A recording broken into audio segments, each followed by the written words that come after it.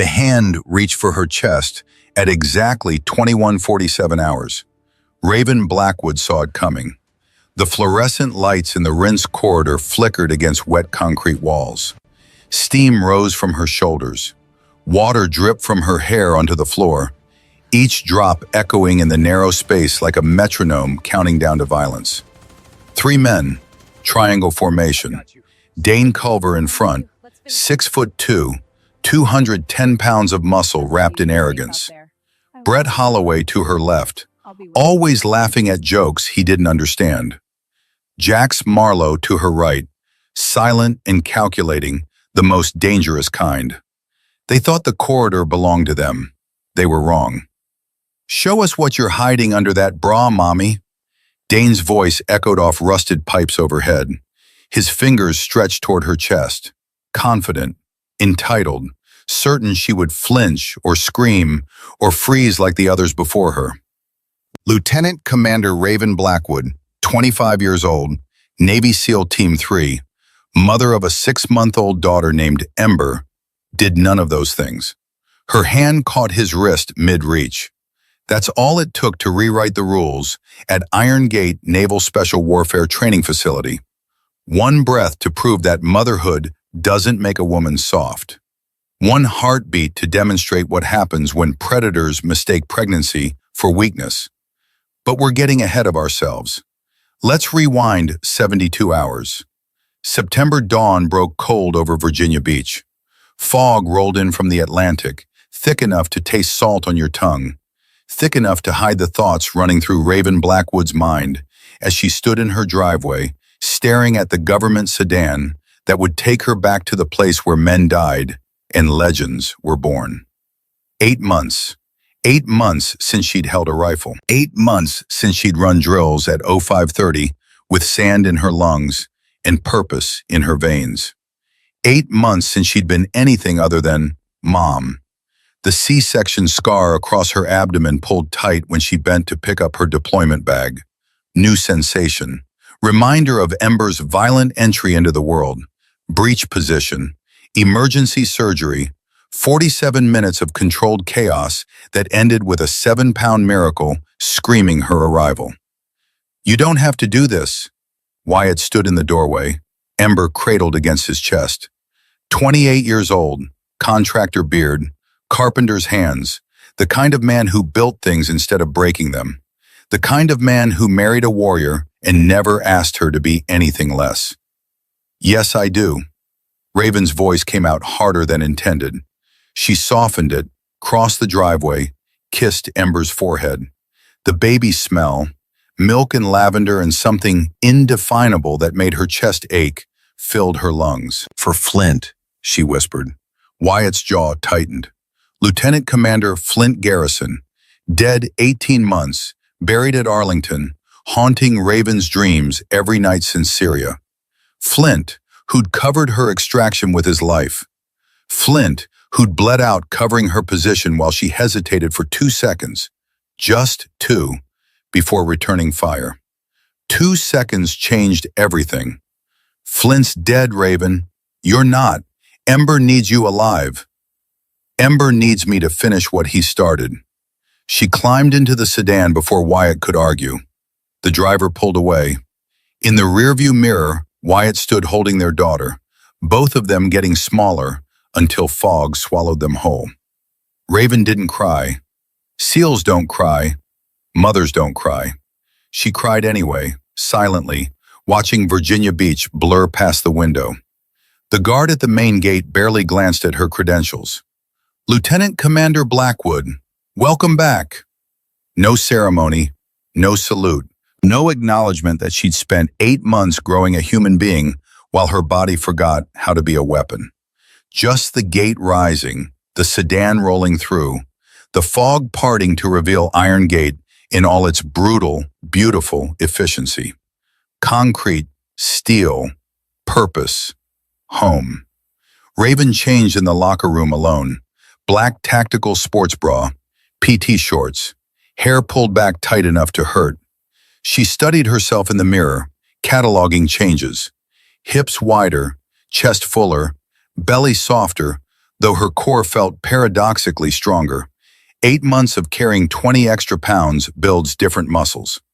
The scar ran horizontal across her lower abdomen, purple-pink, permanent reminder that she'd been opened, emptied, stitched back together. Warrior wound, Wyatt called it.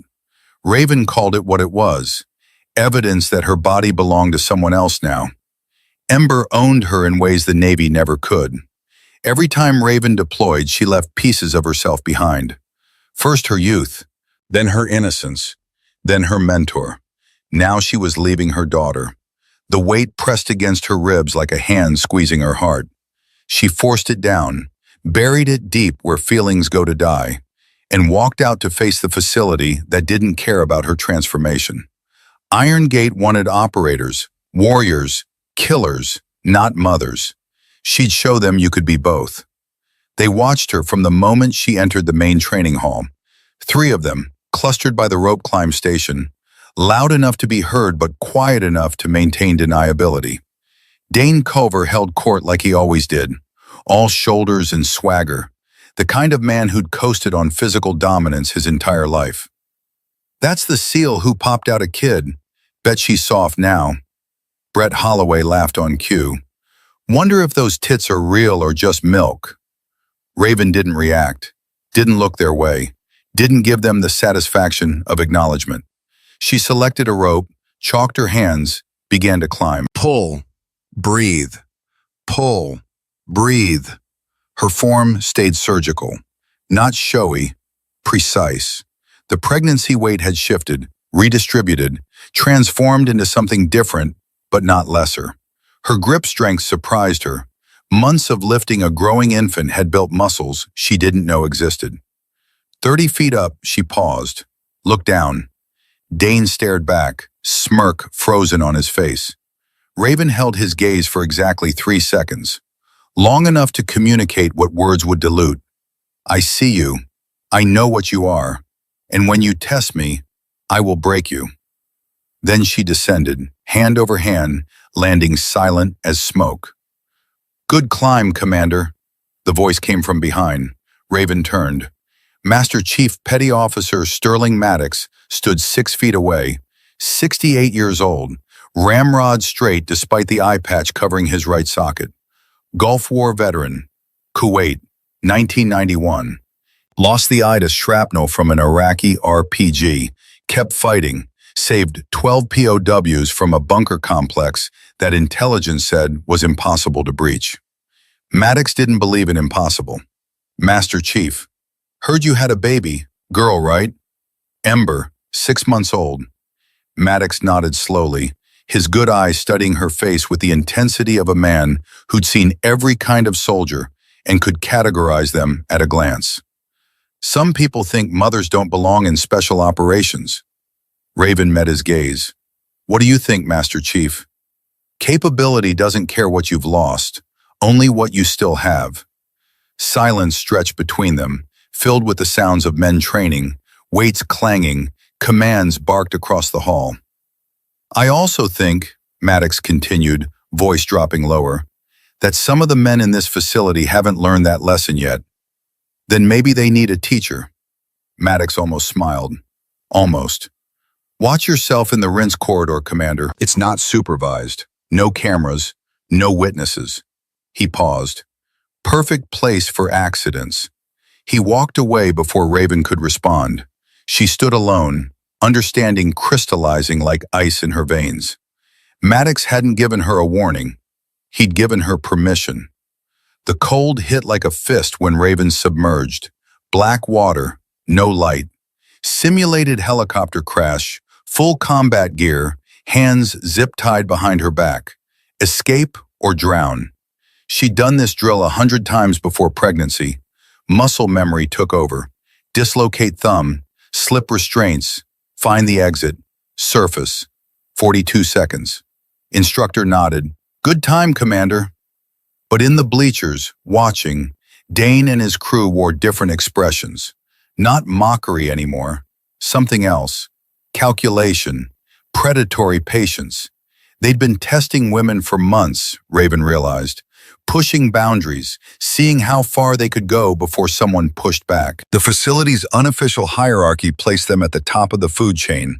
Young, strong, male, dangerous. They'd never encountered a female who was more dangerous. Raven toweled off, watching them watch her. Brett elbowed Dane, whispered something. Jax remained silent, eyes tracking her movement with the focus of a sniper acquiring a target. In the shadows near the equipment storage, another man stood frozen. Petty Officer 3rd Class Keller Grimes, 26, average height, average build, the kind of sailor who stayed invisible by design. He'd seen something in their eyes that made his stomach clench. They were planning something. Keller looked away, hating himself for his cowardice, knowing he'd do nothing to stop it. Ember's face filled the screen, all chubby cheeks and unfocused eyes, drool glistening on her chin. 6 months old and already the most beautiful thing Raven had ever seen. "She rolled over today," Wyatt said from off-screen. "4th time." I recorded all of them. Of course he did. Wyatt documented everything, building a library of moments Raven was missing. First smile, first laugh, first time sleeping through the night, first rollover. All firsts happening without her. "Let me see." Wyatt angled the phone. Ember on a blanket, tiny arms pushing, legs kicking, body rotating from back to belly with the determination of someone conquering Everest. Success. Ember's face scrunched in concentration, then relaxed into victory. Raven's throat closed. "She's strong," Wyatt said softly, "like her mother." "I shouldn't be here. I should be home." "You're doing this for her, remember?" "Am I? Or am I doing this because I can't let go of Flint?" The question hung in digital space between Virginia Beach and Virginia. Wyatt's face moved into frame, beard shadowing his jawline, eyes holding truths they'd both been avoiding. Maybe both. Maybe that's okay. Is it? "Raven, you've been carrying Flint's death for 18 months. You freeze in the middle of the night, staring at nothing, seeing Syria. Ember wakes you up crying, and you reach for a rifle that isn't there." He paused. "You need to finish this. Prove to yourself that his death wasn't your fault. That hesitation doesn't define you." "What if it does?" "Then you'll learn to live with it, but you have to try first." Ember squealed, grasping at the phone screen, her tiny fingers leaving smudges on the glass. "Mama loves you," Raven whispered. "Always." She ended the call before the tears could come. The corridor ran between the underwater training pool and the main locker complex. 50 yards of concrete, pipes, flickering lights, and absolute privacy. No cameras, no supervision, no accountability. Perfect hunting ground. Raven walked through it for the first time on the morning of day 3, hair wet from pool drills, body temperature elevated from exertion. The air felt heavy, humid, pressing against her skin like hands she couldn't see. Something felt wrong. She'd learned to trust that feeling. Combat trains instincts deeper than thought. When your gut screams danger, you listen or you die. The corridor was empty this time, but she noted the layout. Concrete walls, impossible to climb. Rusted pipes overhead, sturdy enough to support weight. Exit at each end, but the west exit led to a dead-end storage area. If someone wanted to corner prey, they'd push them west. Raven memorized it all, cataloging escape routes, weapon opportunities, tactical advantages. Her body moved on autopilot, but her mind ran scenarios. 3 attackers, no weapons, confined space. If they came, she'd be ready. Her name was Morgan Thatcher, Petty Officer 2nd Class, Corpsman, 27 years old with shoulders that curved inward like she was trying to make herself smaller. Raven saw her in the mess hall, sitting alone, picking at food she wasn't eating. Noticed the bruise on her wrist, 4 fingers, thumb opposition, defensive grip mark, recent, maybe 2 days old. Someone had grabbed Morgan. Morgan had tried to pull away. Raven sat down across from her without asking. "Commander," Morgan said, straightening instinctively. At ease, this isn't official. Morgan relaxed slightly, but her eyes never stopped moving, tracking every man who walked past their table. You okay? Raven asked. Yes, ma'am. That's not what I asked. Silence stretched between them. Morgan's jaw worked like she was chewing words too dangerous to speak. The rinse corridor, she finally said. 2 years ago, something happened. Raven waited. I never reported it. No cameras, no witnesses, just my word against 3 men. Morgan looked at her wrist, at the bruise. I thought it was my fault. Thought I'd encouraged it somehow. Wore the wrong thing. Smiled too much. Existed in a space that wasn't mine. It wasn't your fault. How do you know? Because predators don't need permission. They just need opportunity. Morgan's eyes filled with water she refused to let fall. I heard about you, Syria, what you did, how you saved Dr. Mercer, how you never quit. I hesitated, Raven said quietly. For 2 seconds, I hesitated. My mentor died because of it. But you kept fighting. After he was already dead, after I'd already failed him. Morgan studied Raven's face, seeing something in the scarred eyes that civilians never could. Combat changes you, strips away pretense, leaves only truth. What happened in the corridor, Morgan said, it's still happening. Different women, same men. They know no one will stop them. Someone will stop them. Who? Raven stood, picked up her tray. Stay loud, Petty Officer Thatcher. Silence protects predators. Sound protects everyone else. She walked away, leaving Morgan sitting alone, hope flickering in her eyes like a candle in a storm. The underwater drills ended at 2100 hours. Raven stayed late, pushing through extra sets, punishing her body until muscles screamed and lungs burned. Penance for the firsts she was missing. Punishment for the hesitation she couldn't take back. She emerged from the pool at 21:30, water streaming off her body, black tactical bra clinging to skin that Ember had changed, reshaped, marked with the evidence of creation. The locker room was empty. Most sailors had already cycled through, heading to barracks or town or wherever people went when they weren't running from ghosts. Raven grabbed her towel, slung it over her shoulder, and walked toward the rinse corridor. The lights flickered overhead. Pipes dripped condensation that echoed like Morse code against concrete. Humidity pressed against her skin, thick as syrup, making every breath feel stolen from someone else's lungs. She heard them before she saw them. 3 sets of footsteps, deliberate, coordinated, predatory. Raven's hands shifted position without conscious thought. Not quite fists, not quite open, ready for anything. She didn't run. She didn't call for help. She walked forward, steady as a drumbeat, toward the sound of men who thought corridors belonged to them. Dane Culver stepped into the light first. 6'2", 210, wrestler's build, predator's smile.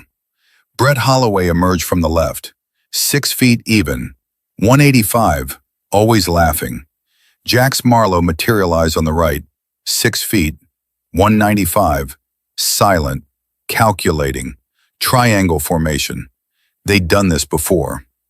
Where you going, Mommy? Dane's voice echoed off concrete, each syllable dripping with entitlement that had been nurtured since birth, watered with privilege, grown into the kind of arrogance that believes the world exists for taking. Raven stopped, turned slowly, studied them with eyes that had seen better men die. Step aside, Petty Officer Culver. Or what? Dane stepped closer, invading space that didn't belong to him, breathing air he hadn't earned. You gonna report us? No cameras here, sweetheart. Just us. Just you. And that body that used to be tight before you popped out a kid. Brett laughed on cue. Jack said nothing, but his eyes tracked her like a sniper scope. I heard SEALs are built different, Dane continued, close enough now that Raven could smell his breath. Protein powder and entitlement. Want to see if it's true. Want to see what those tits look like now that you've been a mommy. He reached for her chest. His hand moved through the air with the confidence of someone who'd never been denied, never been punished, never been taught that actions have consequences measured in pain. Raven caught his wrist before his fingers could touch fabric. Joint lock. Rotate wrist 180 degrees. Physics demands compliance. The ulna and radius don't negotiate. They break or they bend. Dane's tendons stretched beyond tolerance. His scream filled the corridor, bouncing off concrete, echoing back as symphony to his own suffering. Elbow strike, solar plexus, exact pressure point where the diaphragm meets the sternum.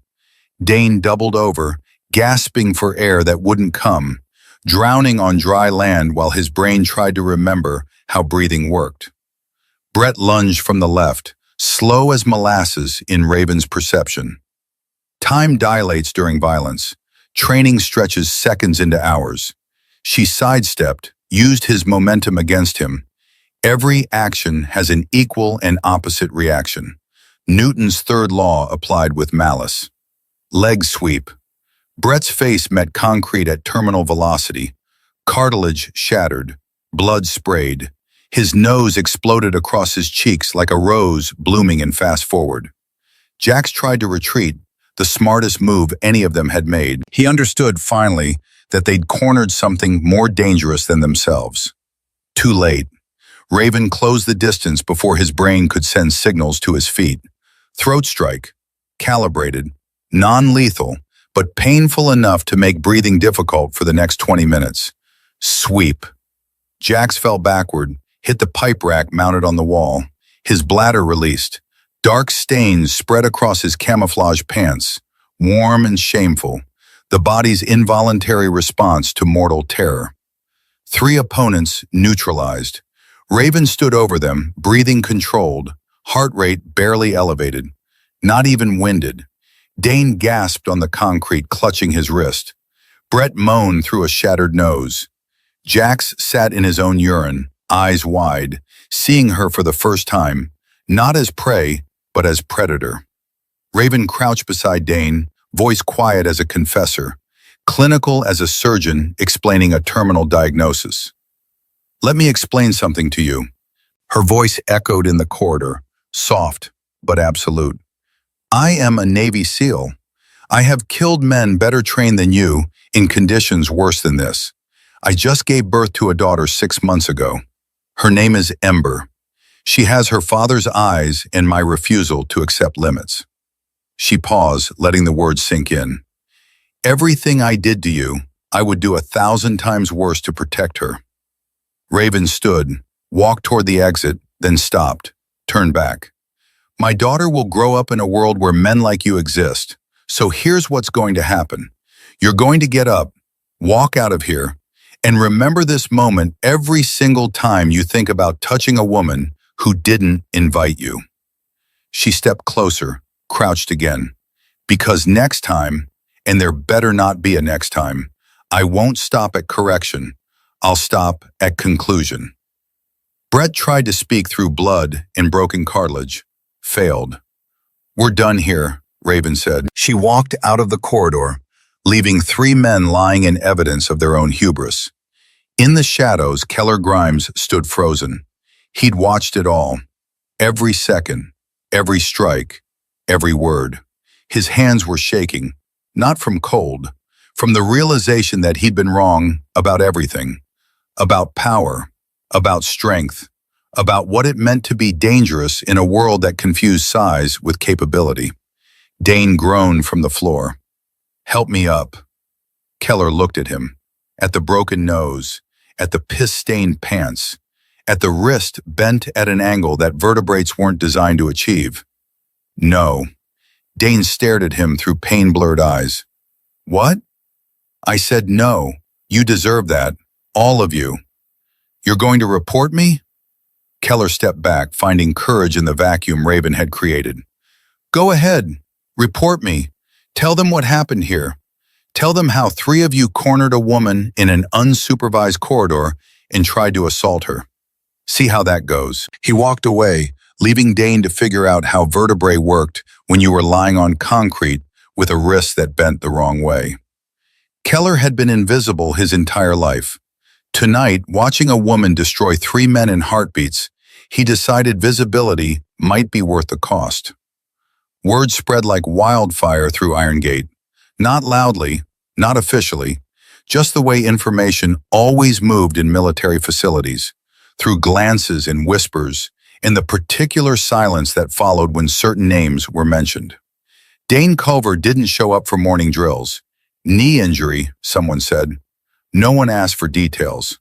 Brett Holloway walked through the conditioning annex with his nose taped, eyes averted from every woman he passed.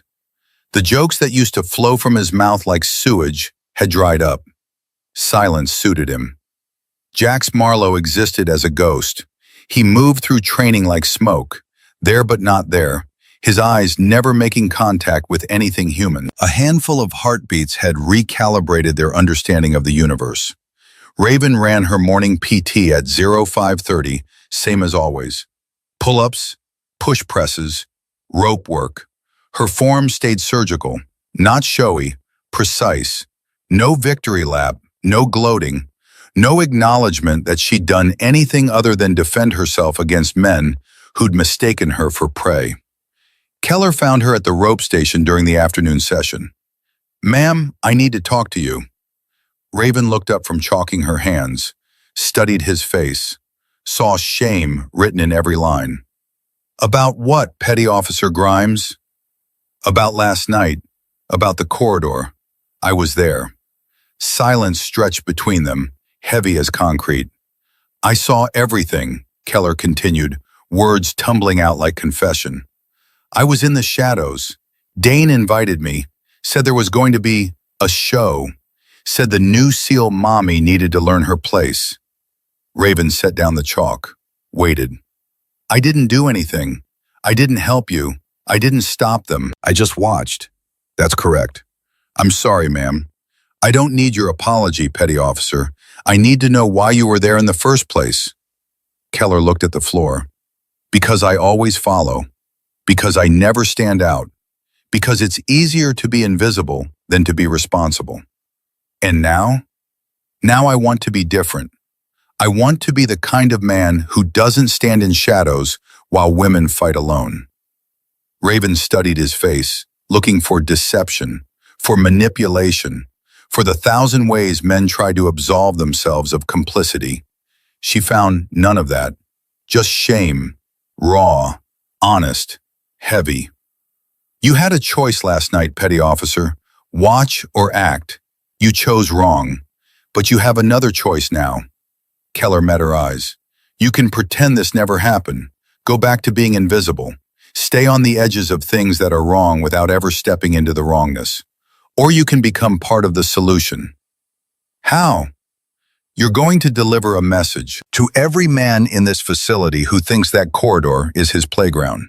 To every sailor who believes that women in uniform are available for testing." "What message?" Raven stepped closer. Her voice dropped to something cold and absolute. "Tell them what you saw. Tell them she didn't flinch. She didn't forgive. She didn't forget. Tell them that consequences are real. That underestimation is fatal. That women in uniform are not prey." Keller nodded slowly, understanding crystallizing. "I can do that. I know you can. That's why I'm giving you the chance." She paused, hand on the rope, ready to climb. "And Keller?" "Yes, ma'am." "The next time you see something wrong, don't be invisible. Be inconvenient, because the only thing necessary for evil to triumph is for good men to do nothing." She climbed, hand over hand, 30 feet up without stopping. Keller stood below, watching, understanding that he'd just been given a mission more important than any official assignment. He would carry that message. He would become inconvenient, and in the barracks that night, he delivered the first transmission of what would become legend. She dropped them, all three, didn't even breathe hard. His bunkmate stared. "No shit." The entire fight lasted shorter than a breath. 3 opponents, all neutralized.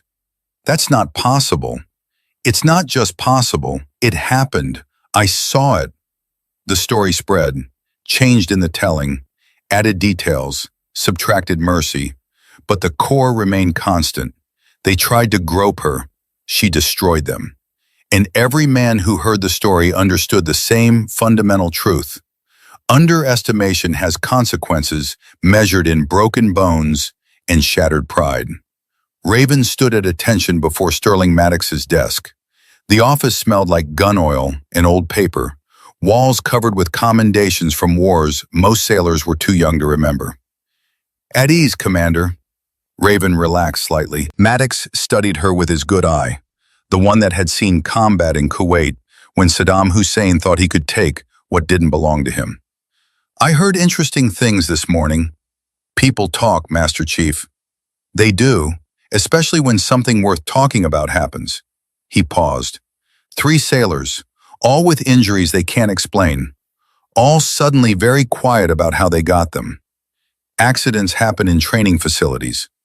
In my experience, accidents happen to people who put themselves in dangerous situations. Raven said nothing. Maddox leaned back in his chair. The leather creaked. "Commander, I'm going to tell you something off the record. Something that doesn't leave this office." "Yes, sir. I put you there." Silence crashed through the room like artillery. "Sir?" "The corridor. I knew Culver and his crew were hunting.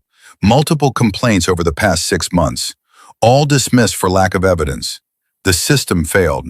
Someone had to succeed." Raven's jaw tightened. "You used me as bait." "I gave you an opportunity. There's a difference." Maddox stood, walked to the window overlooking the training yard. "The system is slow, Commander. Politics is slower, and women in uniform can't wait for institutions to protect them." He turned back, his eye patch catching light. "You know what I learned in Kuwait?" "What, sir?" "That capability doesn't care about what you're missing, only what you have. Those men saw my missing eye. They didn't see my intact will." He reached into his desk drawer, pulled out a worn eye patch, his backup, and a coin. The coin was old, scratched, with Arabic script on one side and an American eagle on the other.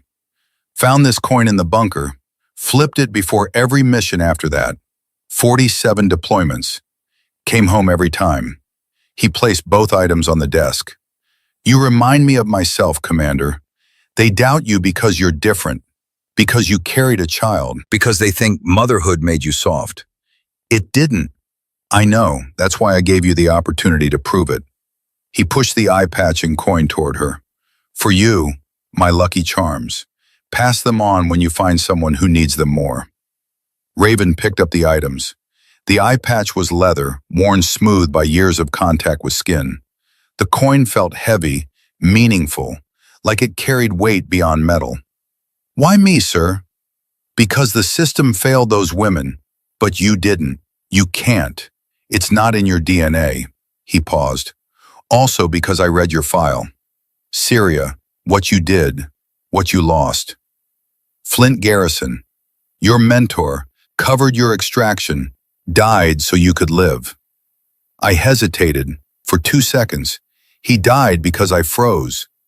Maddox shook his head. "He died because that's what mentors do. They sacrifice so the next generation can carry the torch further." "I should have saved him." "You should have learned from him, which you did. That's why you're here. That's why you didn't hesitate in the corridor. That's why 3 men are nursing injuries they can't explain." Raven's throat tightened. "What you did last night," Maddox continued, "wasn't just self-defense. It was a message. To every predator in this facility, to every woman who's been silent, to every good man who's been complicit. What message? That consequences are real, that capability trumps size, that the corridor isn't theirs anymore." He extended his hand. "Thank you, Commander, for doing what I couldn't do through channels, for proving that sometimes the right thing isn't the official thing." Raven shook his hand. "Dismissed." She walked to the door, stopped, turned back. "Sir, what if there's a next time?" Maddox smiled. a rare expression that transformed his scarred face into something almost grandfatherly. Then there's a next time, and the next man will learn what the first three learned, that Raven Blackwood doesn't need permission to protect herself. Raven found the envelope in her locker at 1800 hours. No name, no return address, just a single sheet of paper folded twice, handwriting small and feminine, and shaking slightly at the edges like the hand that wrote it had been trembling. Lieutenant Commander Blackwood, I don't know how to write this. I'm not good with words. But I needed you to know. 2 years ago, something happened to me in that rinse corridor. Something I never reported. Something I've carried every day since. I thought it was my fault. I thought I should have been stronger, faster, better prepared. I thought I'd encouraged it somehow. Existed wrong, smiled wrong, breathed wrong. Then you came, and you showed me what strength actually looks like. It's not about being perfect. It's not about never being caught off guard. It's about what you do after. It's about refusing to be silent. It's about standing up, even when standing up means fighting alone. Thank you for fighting when I couldn't. Thank you for proving that we don't have to accept what they try to take from us. I don't know if I'll ever be as strong as you, but I know I'll never be silent again. A sister in uniform, Raven, read the letter 3 times. Then she folded it carefully and put it in her pocket, next to the eye patch and coin Maddox had given her, next to the photo of Ember she carried everywhere. She understood now. This wasn't about 3 men in a corridor. This was about every woman who'd walked that corridor before her. Every woman who'd been grabbed.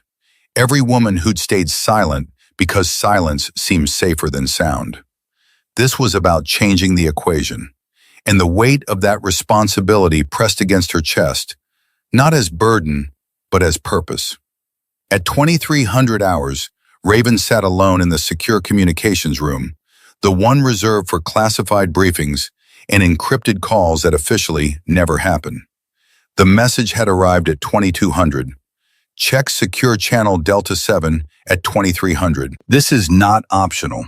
No signature, no explanation, just coordinates in the digital dark. Raven opened the channel. The screen flickered, static cleared. An admiral's insignia appeared. 4 stars, navy dress blues, the kind of rank that commanded aircraft carriers and made nations nervous. Then a face materialized. Female, 56 years old, gray threading through brown hair, eyes that had seen things civilians couldn't imagine. Admiral Thayer Harlow, first female SEAL to reach flag rank. Legend, ghost, the woman who'd rewritten every rule about what women could do in combat. Commander Blackwood, Admiral. Raven stood at attention despite being alone. At ease, this is an unofficial conversation. What I'm about to tell you is classified above top secret. You will not discuss it with anyone except those I authorize. Clear? Yes, ma'am. Good. Harlow leaned forward. I've been watching what happened at Iron Gate, the corridor, the 3 sailors, the message you sent. Raven's pulse quickened. Ma'am, I can explain. I don't need explanations. I need results. And Commander, you delivered results. Silence stretched across encrypted connection. I have a mission for you, Harlow continued. Time-sensitive, high risk, the kind that requires someone the enemy will underestimate. What kind of mission, ma'am? The kind that happens behind enemy lines, in Syria, where American lives are measured in hours and consequences are measured in body bags. Raven's mouth went dry. Syria, where Flint died, where she hesitated, where 2 seconds changed everything. There's an American CIA operative, Harlow said, Dr. Sloan Mercer, kidnapped 3 days ago by a Syrian warlord called the Scorpion. We have 72 hours before she's moved to Russia. After that, she's unreachable. What do you need me to do? I need you to lead a 4-person extraction team. Go in quiet, get her out. Don't get caught. Don't get killed. Don't fail. Ma'am, with respect, there are male SEALs with more recent deployment experience. I don't want a male SEAL. I want you. Why? Harlow's face hardened. Because the Scorpion doesn't expect a woman. Because he thinks motherhood makes you soft. Because he's already killed 2 male extraction teams by predicting exactly how they'd operate. She paused. But he won't predict you, Commander. Because you're different. Because you just proved that different is dangerous. Because you're a mother who fights like the devil himself is chasing her. Raven thought about Ember, about Wyatt, about the life she'd built that this mission would risk destroying. Then she thought about Flint, about his last words, about the hesitation she couldn't take back. When do I deploy, Admiral? 36 hours, pack your gear, select your team, study the briefing materials I'm sending to your secure terminal. Yes, ma'am. Commander? Ma'am? Don't freeze this time, Doctor. Mercer is counting on you. So are the 600 women currently serving in special operations who are watching to see if you succeed or fail. The screen went dark. Raven sat in darkness, hands shaking, breathing controlled, mind racing through scenarios that all ended in blood. Syria, the place where Flint died, the place where she hesitated, the place where she'd either redeem herself or join him in the ground. She stood, walked out of the communications room, and headed to the barracks to start packing. Behind her, the secure terminal beeped. Classified files downloading, mission parameters, target intelligence, rules of engagement, and photographs. Dr. Sloan Mercer, 38 years old, CIA operative, specialist in Middle Eastern relations. Kidnapped, beaten, waiting for rescue that might never come. And the Scorpion, Rashid Khalil, 45 years old, Syrian warlord, responsible for 30 coalition deaths, known for torturing prisoners, for leaving no witnesses, for being the kind of evil that made good men pray and bad men run. Raven stared at his photograph. She'd killed men like him before. She'd kill him again if necessary. For Dr. Mercer, for Flint, for Ember, for every woman who needed to know that standing up was possible, even when the odds said otherwise. The files finished downloading.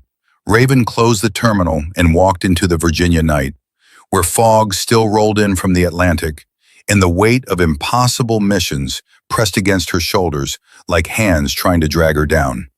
She didn't break. SEALs don't break. Mothers don't break.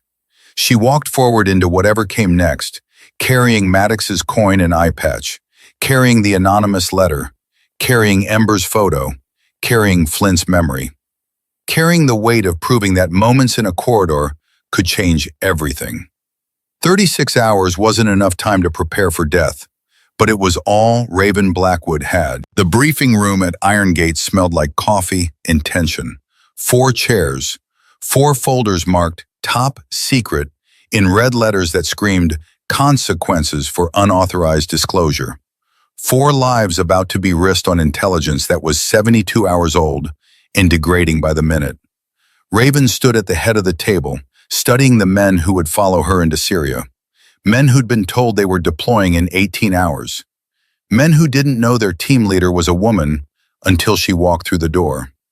Lieutenant Cade Hollister sat ramrod straight, 31 years old, poster boy for Navy recruiting, all jaw and confidence and barely concealed skepticism.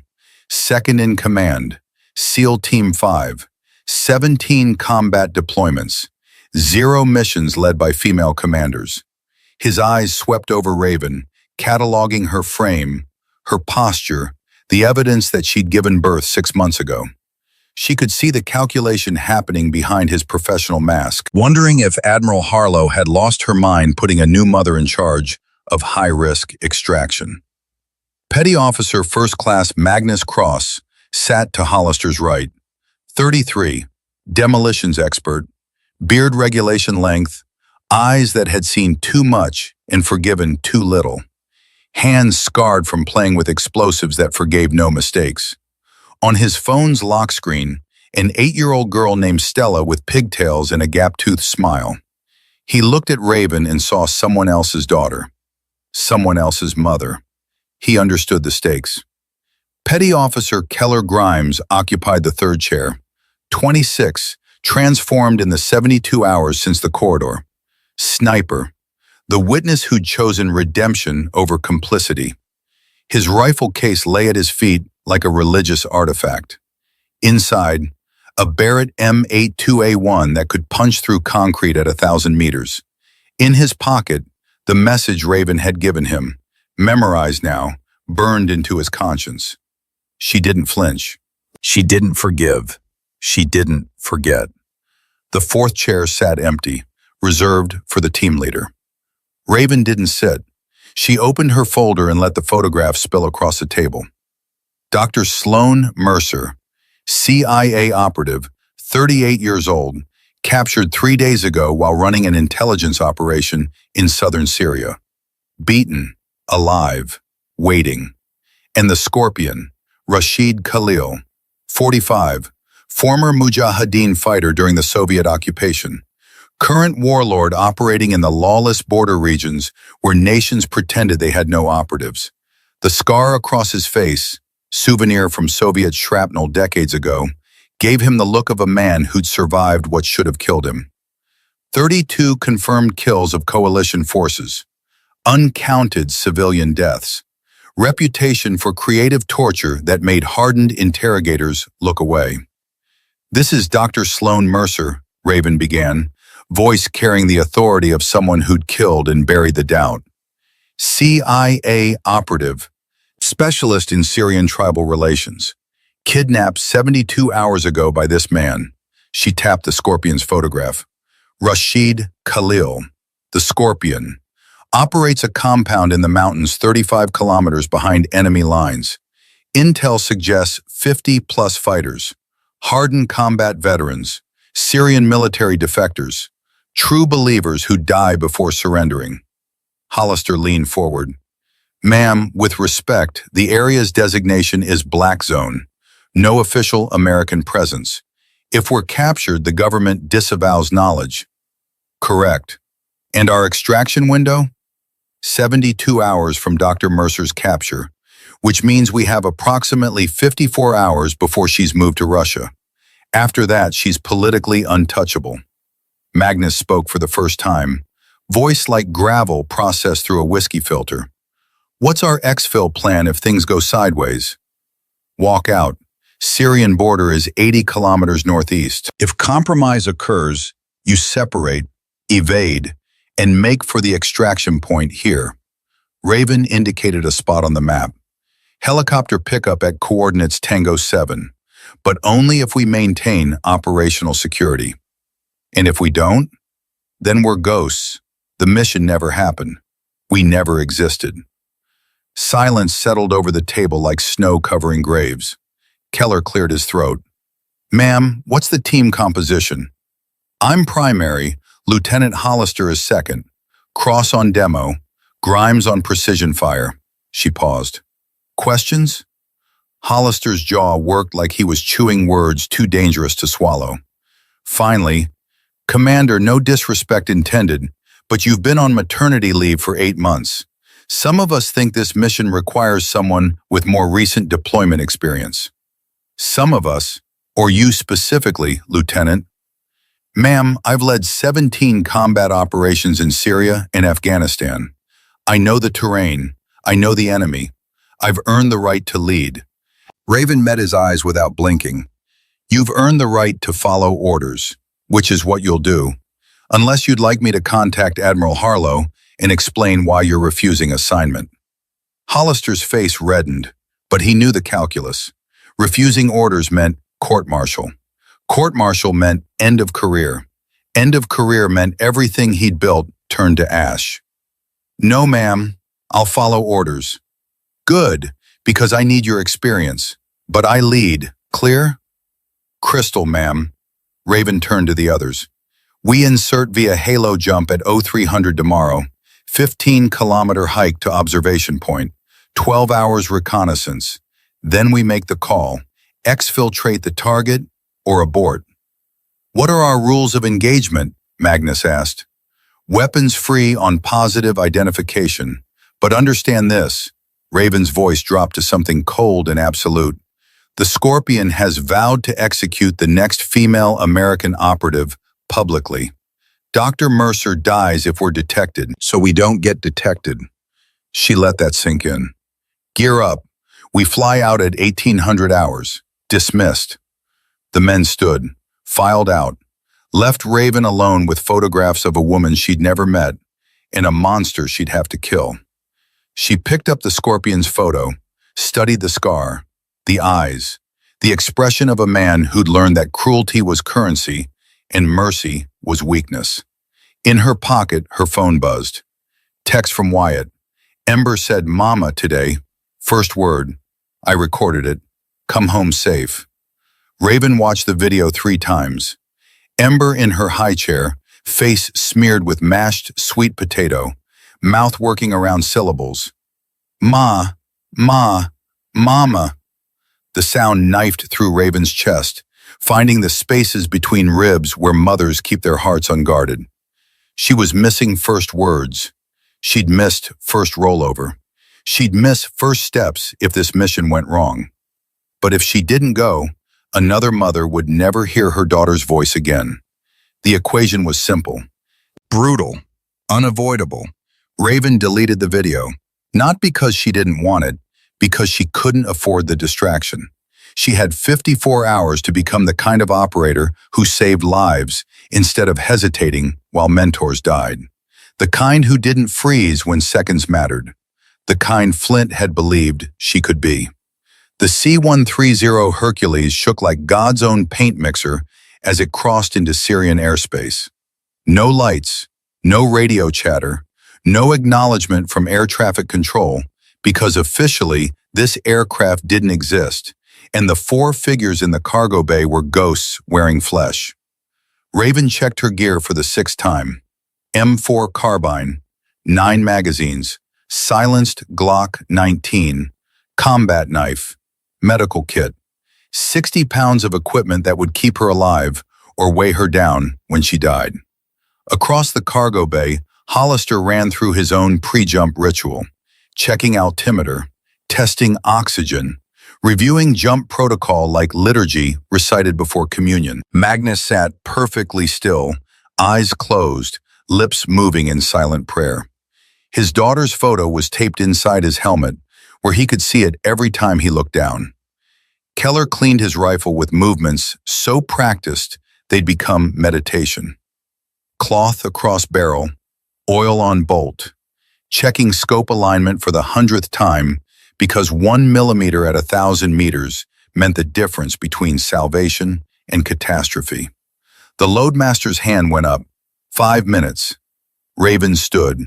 The team followed.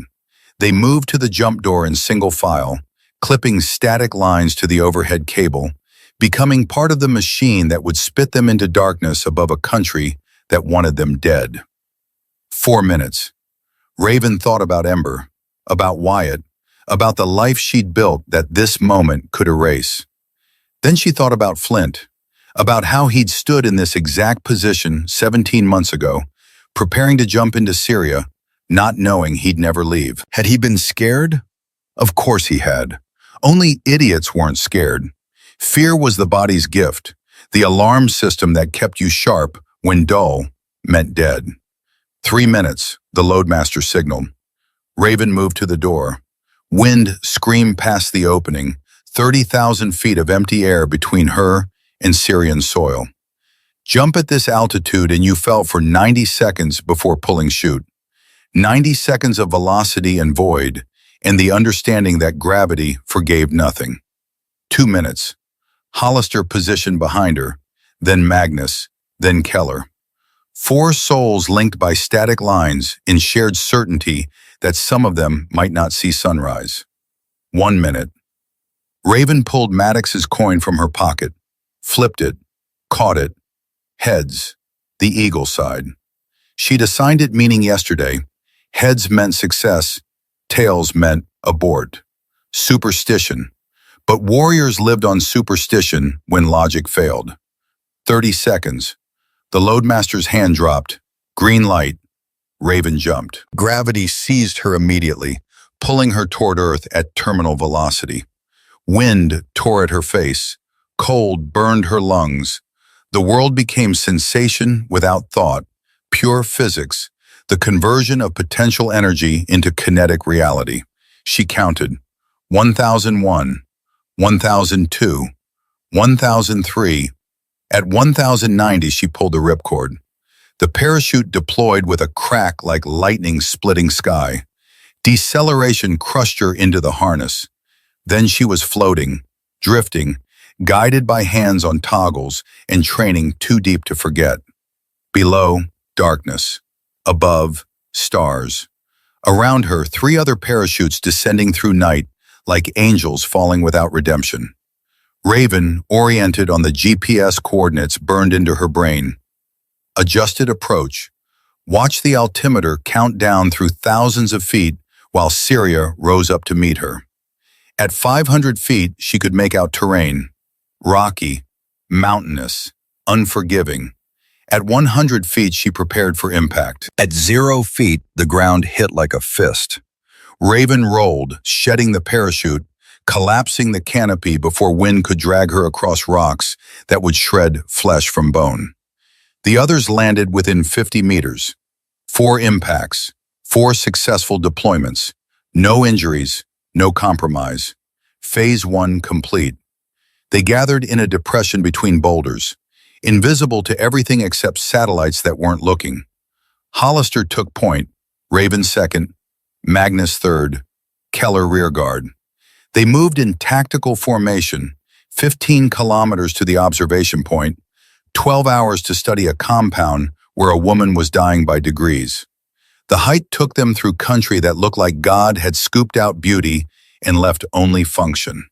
Rocks, scrub brush, desolation measured in kilometers of nothing. But nothing was where operators lived. Nothing was safe. Nothing didn't have civilians who'd report American soldiers for money or ideology or fear. They walked through nothing, silent as ghosts, leaving footprints that wind would erase before dawn. At 0600, they reached the observation point, a ridge overlooking the Scorpion's compound. Raven glassed the area through binoculars while the others established concealment. The compound sat in a valley like a fortress from medieval nightmares. Stone walls, guard towers, main building constructed from materials that would shrug off anything short of bunker busters.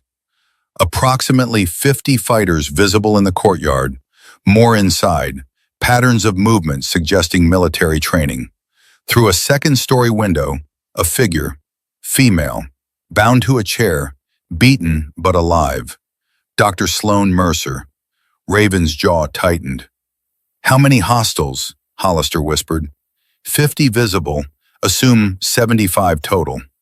We're 4 operators against 75. Those are suicide odds. Those are the odds we have. Magnus crawled up beside them, studying the compound through his own optics. Guard rotation every 4 hours.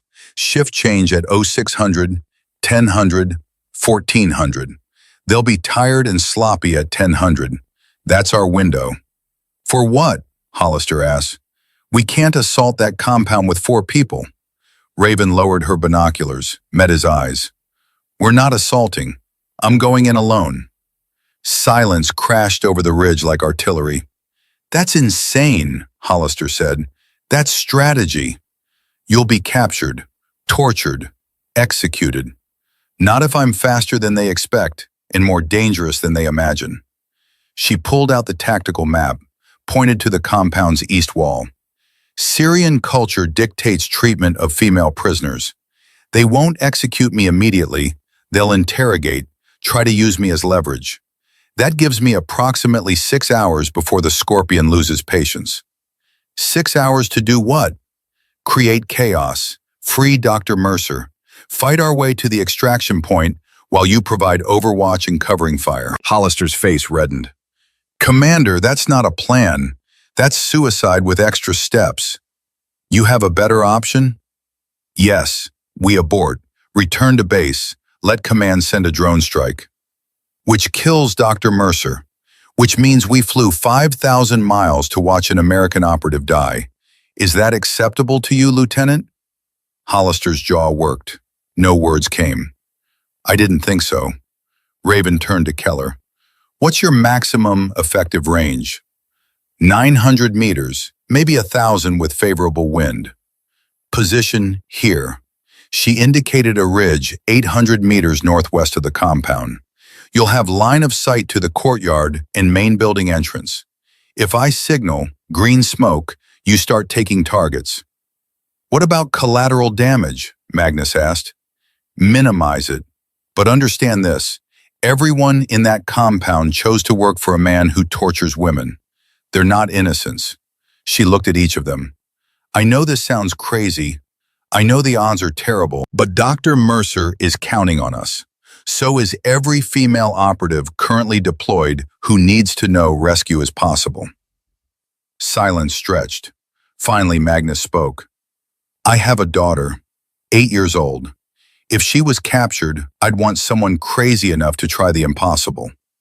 He pulled an encrypted phone from his pack, showed Raven a photo, Stella, gap-toothed and grinning, holding a sign that said, Daddy's Hero. Do it for her, he said, for all of them. Raven looked at Hollister. Are you in or out? He exhaled hard, looked at the compound, at the woman visible in the window, at the future where he'd have to live with leaving her behind. I'm in, but if you die, I'm telling Admiral Harlow this was a terrible idea. Fair enough. Raven began stripping gear, removed her helmet, her rifle, everything that identified her as American military. She kept only a combat knife hidden in her boot and a small smoke grenade concealed under her shirt. Hollister stared. You're really doing this? I really am. She pulled a headscarf from her pack, wrapped it over her hair, tore her shirt strategically, smeared dirt on her face, transformed herself from operator to refugee in 90 seconds. Syrian patrols use this valley, she said. When they find me, I'll claim my village was bombed, husband killed. I'm looking for shelter. They'll see through it. Maybe, but by the time they do, I'll be inside, and inside is where I need to be. She checked her watch.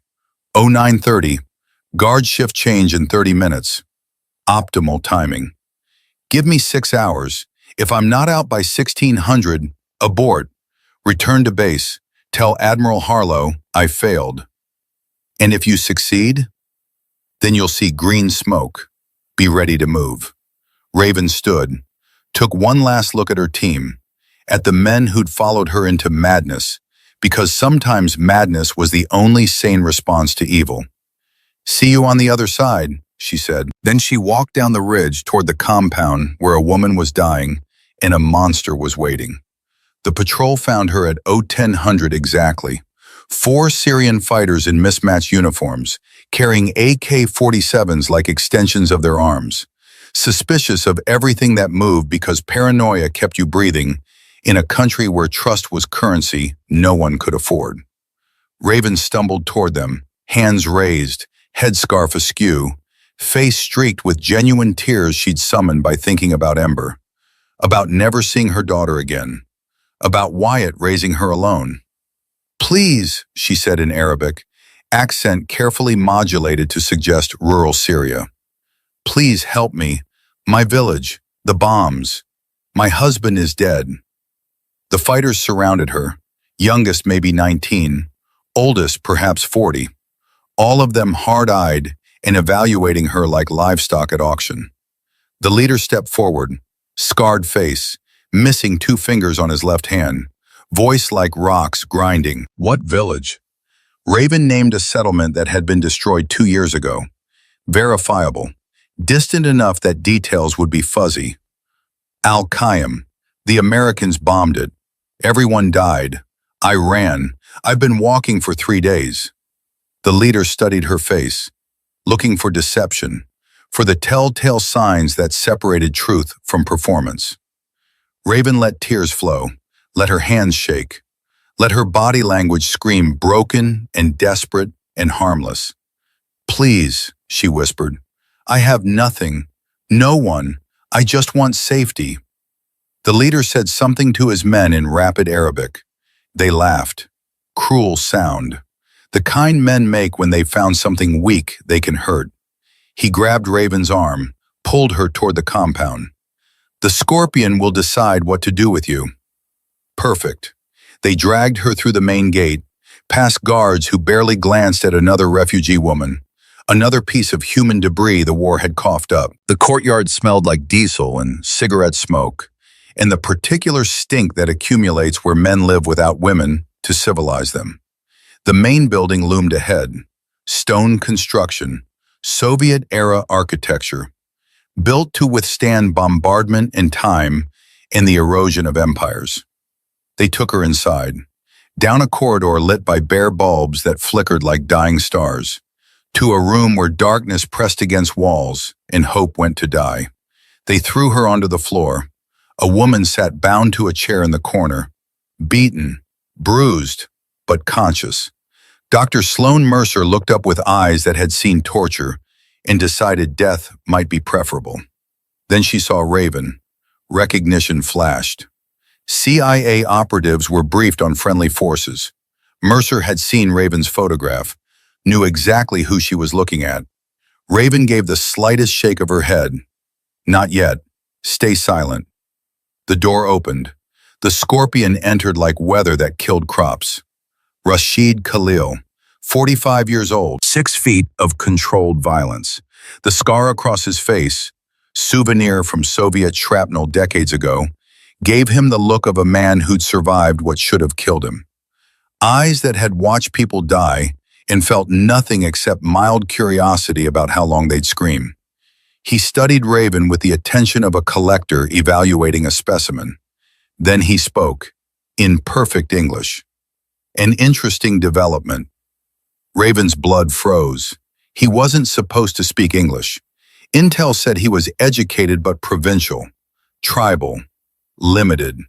Intel was wrong. 2 American women in my compound on the same day. The Scorpion smiled. What are the odds? He walked closer, crouched beside Raven. His breath smelled like cardamom and violence. I know who you are, Lieutenant Commander Raven Blackwood. Navy SEAL, Team 3, new mother, 6-month-old daughter named Ember. The world tilted. He knew. Not just suspected, knew. Surprised? The Scorpion stood. I have friends in unexpected places, friends who sell information for the right price.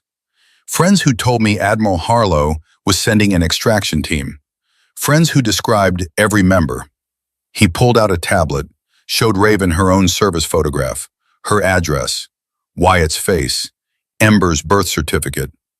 I know everything about you, Commander. I know you hesitated in Syria 18 months ago. I know your mentor died because you froze. I know you're here to redeem yourself. Raven said nothing. Calculated odds, measured distances. The knife in her boot suddenly felt very small against 75 fighters and a man who knew her secrets. Here's what's going to happen, the Scorpion continued. I'm going to kill you. Then I'm going to kill Dr. Mercer. Then I'm going to send your bodies back to Admiral Harlow with a message. American women don't belong in combat. They belong in graves. He turned to leave, stopped. Oh, and Commander, your team is on the northwest ridge, approximately 800 meters. I have snipers positioned to kill them the moment they move. So if you're thinking about signaling them, understand that you'll be signing their death warrants. The door closed. Locked. Silence crashed over the room like concrete. Dr. Mercer stared at Raven with eyes that asked the question everyone wanted answered. Now what? Raven pulled the knife from her boot, cut Mercer's bonds. Now, she whispered, we get creative. The cell had one window, barred, facing east, overlooking a section of courtyard where guards smoked and joked and pretended they weren't as scared as everyone else in a war zone. Raven studied the layout with eyes trained to see opportunities where others saw obstacles. Stone walls, solid but old. Mortar crumbling in places where time had eaten structural integrity. Iron bars on the window, rusted, maybe weak enough to break if leverage was applied correctly. One door, wood, reinforced with steel bands, locked from outside. 2 guards visible through the crack at the bottom. Odds, terrible. Options, limited. Acceptable, no. "What's the plan?" Mercer whispered. She'd stopped bleeding from the cut above her eye. Bruises covered her arms where interrogators had worked her over with systematic cruelty. "How many guards outside the door?" 2, armed with AKs. They rotate every hour. "The Scorpion, where's he now?" "Main hall, 2nd floor, east wing.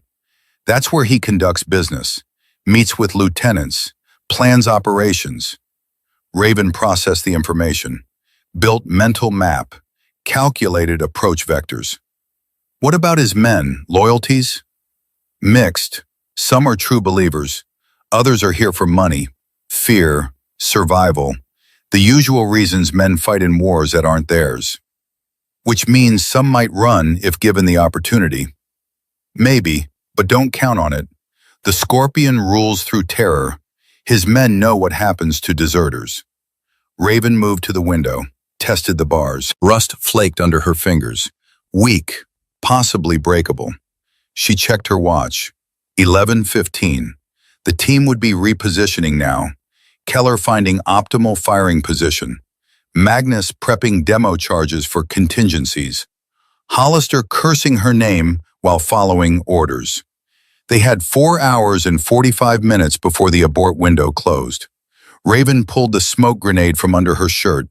Green. Signal for execute. Once she triggered it, the team would move. Keller would start dropping targets. Magnus would provide suppressing fire. Hollister would advance to extraction point.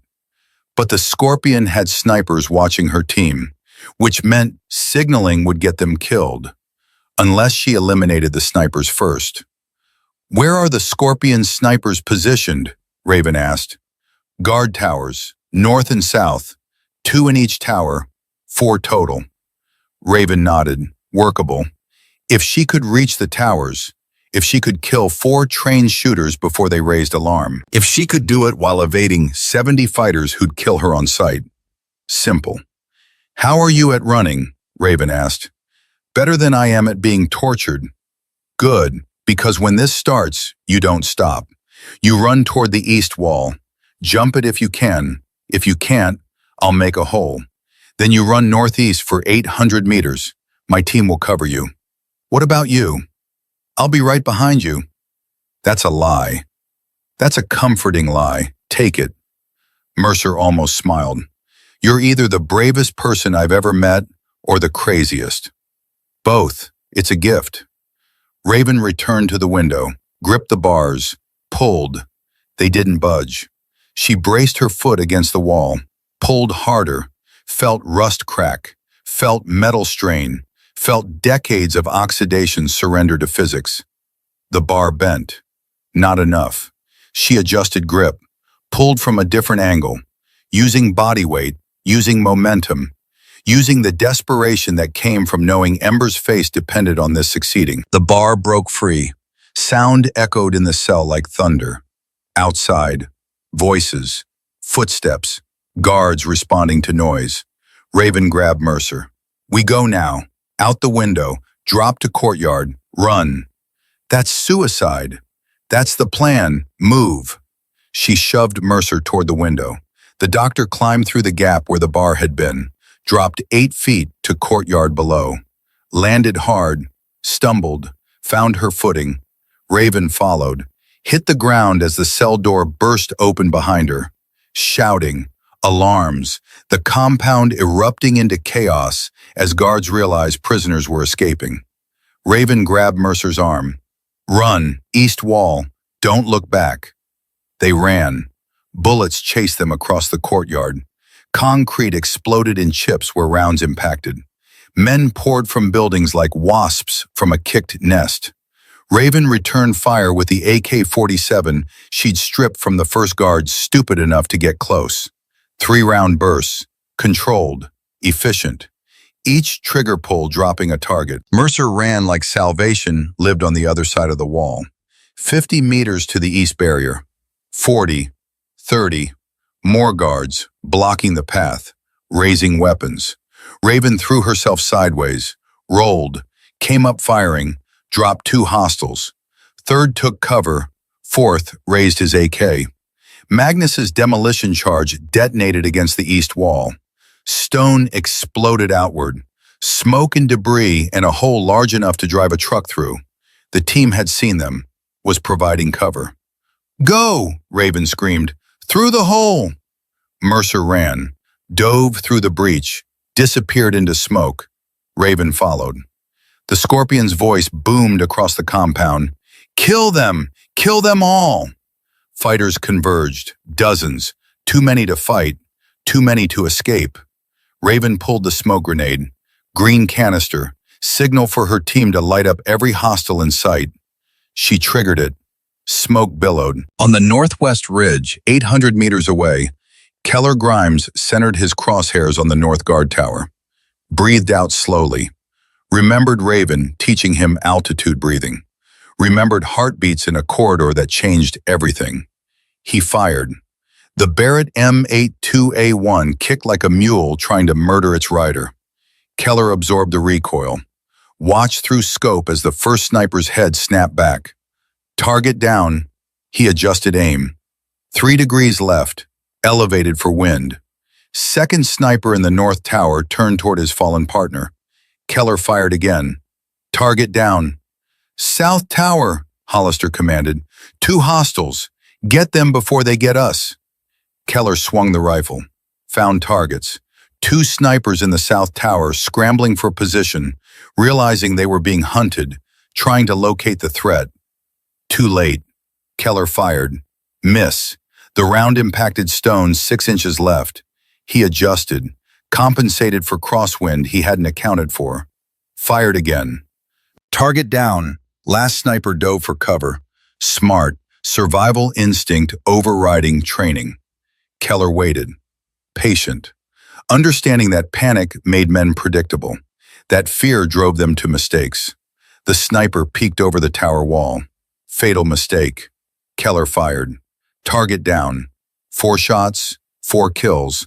All snipers eliminated. "We're clear," he reported. Hollister keyed his radio. "Blackwood, snipers are down. Proceed to extraction." Static. "Blackwood, confirm receipt." More static. Then, "This is Mercer. Blackwood is engaging hostiles. We're separated. I'm making for your position." Hollister's jaw tightened. "Negative. Hold position. We're coming to you." "I can't hold. Hostiles in pursuit. I'm moving." Magnus grabbed his rifle. "We need to get down there." "Agreed. Grimes, provide overwatch. Hollister and I are advancing." They moved down the ridge at speed that would have broken ankles if they'd been less trained or more sane. Rocks and scrub brush and gravity trying to kill them before the Scorpion's fighters could. Through binoculars, Hollister saw Mercer running northeast, stumbling, falling, getting up, pure will animating a body that wanted to quit. Behind her, 8 fighters in pursuit, gaining, 50 meters back, 40, 30. "Grimes, targets in pursuit of Mercer. Light them up." "Engaging." Keller fired, adjusted, fired again. Each shot dropping a hostile until the pursuit faltered. Stopped, retreated to cover. Mercer kept running.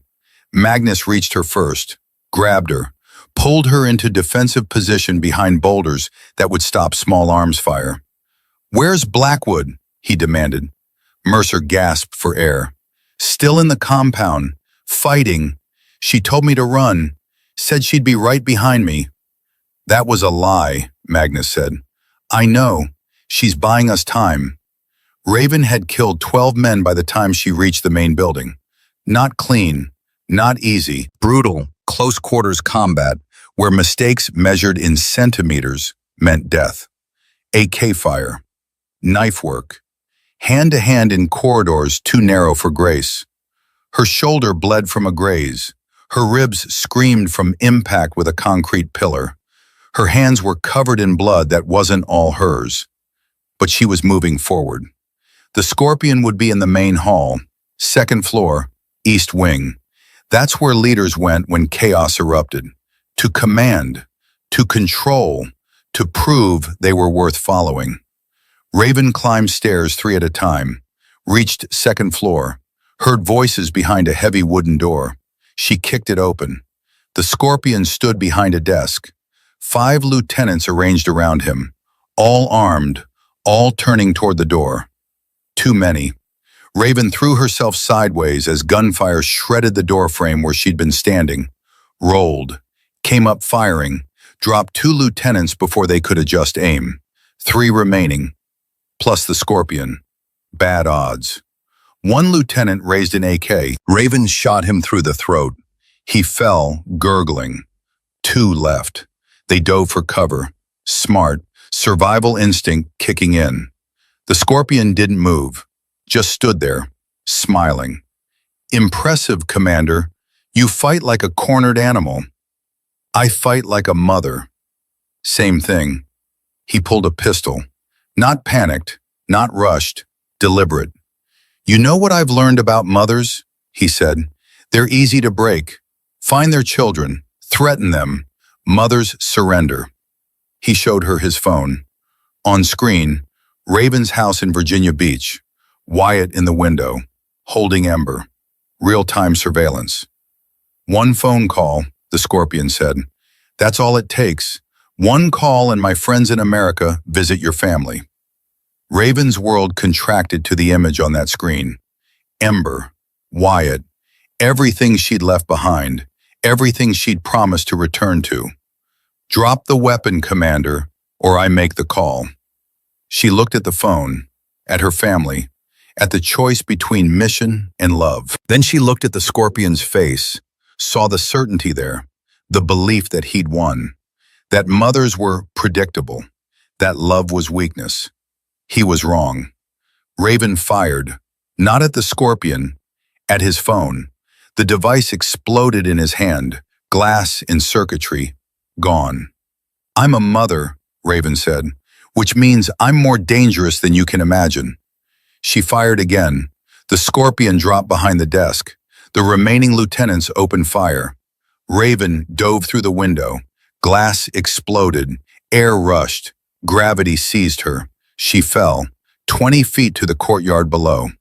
Landed hard, rolled, felt ribs crack, felt ankle twist. Got up anyway, limped toward the east wall, toward the hole Magnus had made, toward freedom.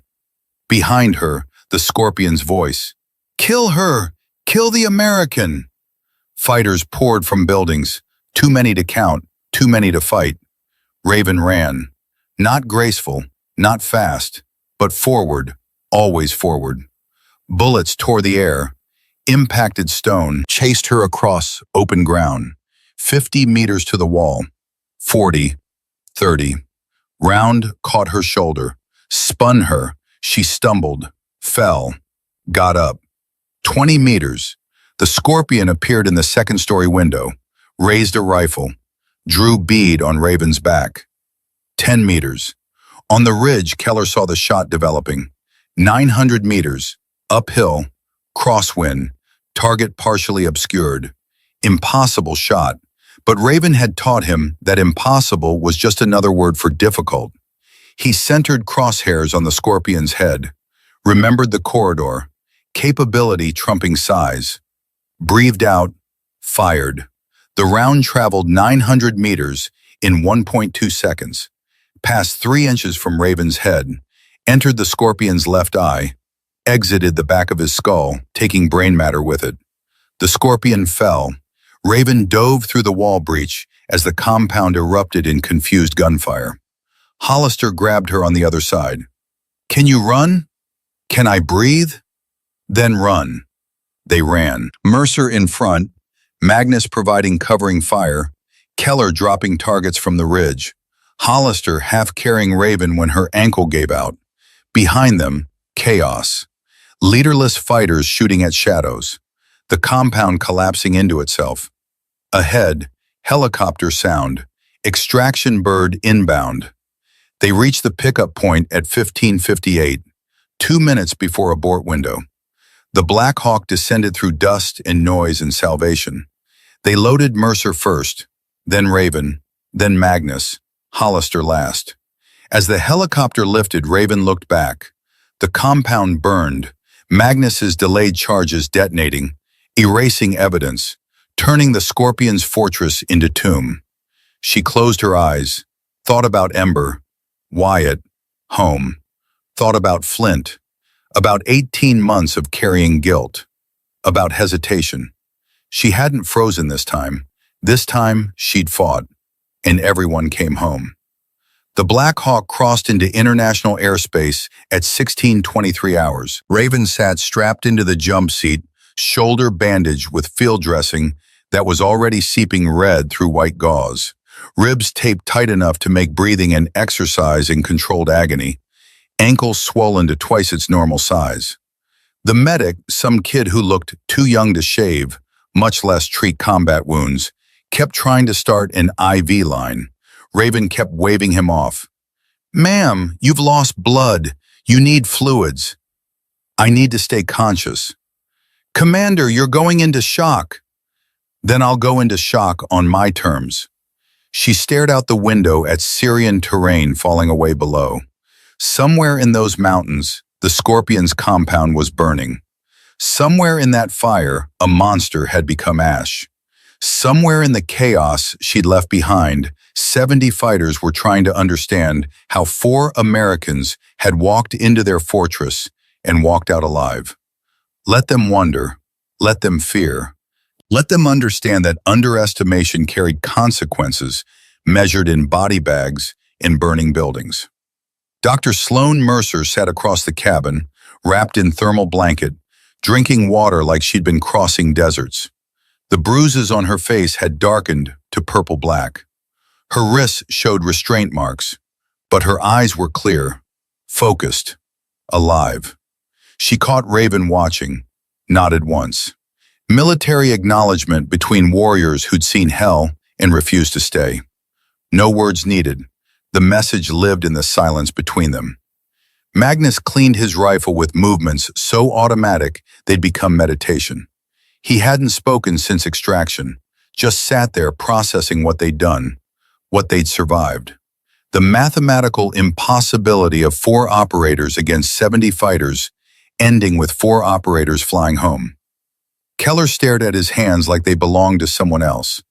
900 meters, impossible shot. The Scorpion's head exploding through his scope. He'd killed before. Long-range targets in Afghanistan, Iraq, the usual deployments where you pulled triggers and watched people become statistics. But this was different. This was personal. This was saving someone who'd saved him. Hollister sat beside Raven, jaw working like he was chewing words too complicated to swallow. Finally he spoke, voice barely audible over rotor noise. "That was the craziest thing I've ever seen." "Which part?" "All of it. Walking into a hostile compound alone, getting captured, fighting your way out, jumping through a second-story window." He paused. "You're either the luckiest operator I've ever met or blessed by God himself." "Neither. I'm just a mother who refuses to quit." "Mothers quit all the time, Commander. They quit jobs, quit dreams, quit everything for their kids." "Then I'm a different kind of mother." Hollister almost smiled. "Yeah, the terrifying kind." The helicopter banked east, heading for the carrier group stationed in international waters, heading for safety, heading for the next phase where paperwork replaced bullets and debriefings replaced combat. Raven closed her eyes. Let the vibration of rotor blades fill the spaces where adrenaline was draining away. Let exhaustion pull at her consciousness like hands dragging her towards sleep that might become coma if the medic was right about blood loss. But she couldn't sleep yet, not until she knew. She pulled out the encrypted phone they'd given her for emergency contact, dialed Wyatt's number with fingers that shook from more than injury.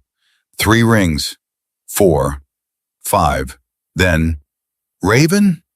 Wyatt's voice hit her chest like defibrillator paddles, shocking a stopped heart back to rhythm. "I'm alive.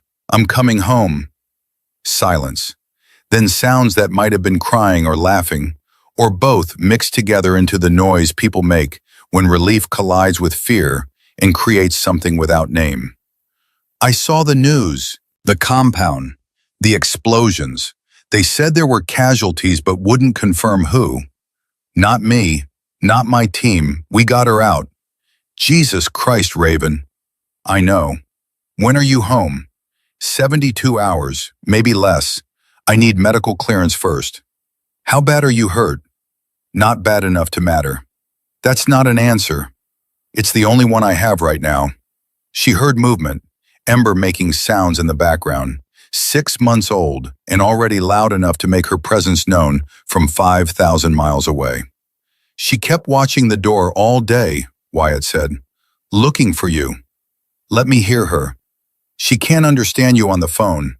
I know, but I need to hear her breathe. Shuffling sounds, then breathing. Baby breathing, the most beautiful sound in the universe. Hey, Ember, it's Mama. Mama's coming home, baby girl. I promised I would, and I am. Ember made sounds, syllables without meaning, pure noise that carried the weight of everything Raven was fighting for. I love you, Raven whispered. Mama loves you so much. The call ended. Raven sat in the helicopter with tears running down her face, and the medic finally managing to get the IV line started because she was too broken to resist anymore. She let the fluids flow, let the exhaustion take her, let the darkness come. But before sleep claimed her completely, she thought about Flint, about Syria 18 months ago, about hesitation that cost him everything. She hadn't frozen this time. This time, she'd run toward the bullets instead of away. This time, everyone came home. Flint would have been proud. The hospital room smelled like antiseptic and flowers someone had sent without asking permission. Raven lay in bed connected to monitors that beeped reassurance to nurses who checked vitals every hour like they were guarding state secrets. Shoulder surgery to remove bullet fragments, 17 stitches, 3 cracked ribs, severely sprained ankle, concussion, dehydration, exhaustion so profound it had its own diagnosis. The doctors said she was lucky. Raven said she was thorough. The door opened. Admiral Thayer Harlow entered like weather systems that change climates. 56 years old, gray threading through regulation haircut, eyes that had seen combat when women in special operations were theory instead of reality. She sat in the visitor chair without asking, studied Raven with the attention of someone evaluating equipment for flaws. Hell of a mission, Commander. Thank you, ma'am. You disobeyed protocol, took unnecessary risks, nearly got yourself killed attempting a solo infiltration that every tactical manual says is suicide. Raven waited for the other shoe to drop. And you succeeded when every male team we sent failed. Harlow leaned back. Dr. Mercer is safe. The Scorpion is dead. His compound is destroyed. Syria is destabilized in ways that benefit American interests. And you did it with 4 operators in audacity that borders on insanity. Is there a reprimand coming, ma'am? On the contrary, there's a Navy Cross nomination and a promotion to full commander pending Senate confirmation. The words didn't register immediately. Navy Cross, second highest military decoration, given for extraordinary heroism in combat. The kind of award that came with ceremonies and speeches in recognition Raven didn't want. Ma'am, I don't need recognition. I need to go home to my daughter. You'll do both. Harlow pulled a folder from her briefcase. Because I have another assignment for you, one that doesn't involve getting shot. She opened the folder. Inside, photographs of female sailors, hundreds of them, young, determined, scared. Female Combat Integration and Training Initiative, Harlow said. FCITI, program designed to prepare women for special operations roles. We need someone to lead it. Someone who's proven that women belong in combat. Someone the next generation can look at and see possibility instead of limitation. You want me to be an instructor? I want you to be a revolution. Raven studied the photographs, saw herself at 20, saw Morgan Thatcher in The Anonymous Letter Writer, saw every woman who'd walked the rinse corridor and survived and stayed silent because silence seems safer than sound. Where would this be based? Coronado, California, Naval Special Warfare Center. You'd be home every night, weekends with your daughter, regular schedule. I've never had regular schedule in my life. Then maybe it's time to try. Harlow stood, prepared to leave, then stopped. Commander, I need to tell you something, off the record. Ma'am? 25 years ago, I was you, first female SEAL, new mother, 2-year-old daughter named Emma. The Navy offered me choice, take a desk job and raise my daughter, or keep deploying and miss her childhood. Harlow's face hardened into something distant and pained. I chose deployments, chose career, told myself Emma would understand when she was older, that the mission mattered more than bedtime stories. Did she understand? She's 27 now. We talk twice a year, Christmas and her birthday. She resents me, rightfully so. I missed everything. First day of school, first boyfriend, high school graduation, college. Harlow pulled out her phone, showed Raven a photo, young woman in wedding dress, beautiful, smiling, standing with a man who wasn't Harlow. That's Emma, her wedding. Last year, Harlow's voice cracked. I found out from Facebook. She didn't invite me, didn't even tell me she was engaged. Raven's throat tightened. Admiral, the man walking her down the aisle, her high school softball coach, because I missed every game, every recital, every moment that mattered. Harlow put the phone away. She told him he was more of a parent than I ever was.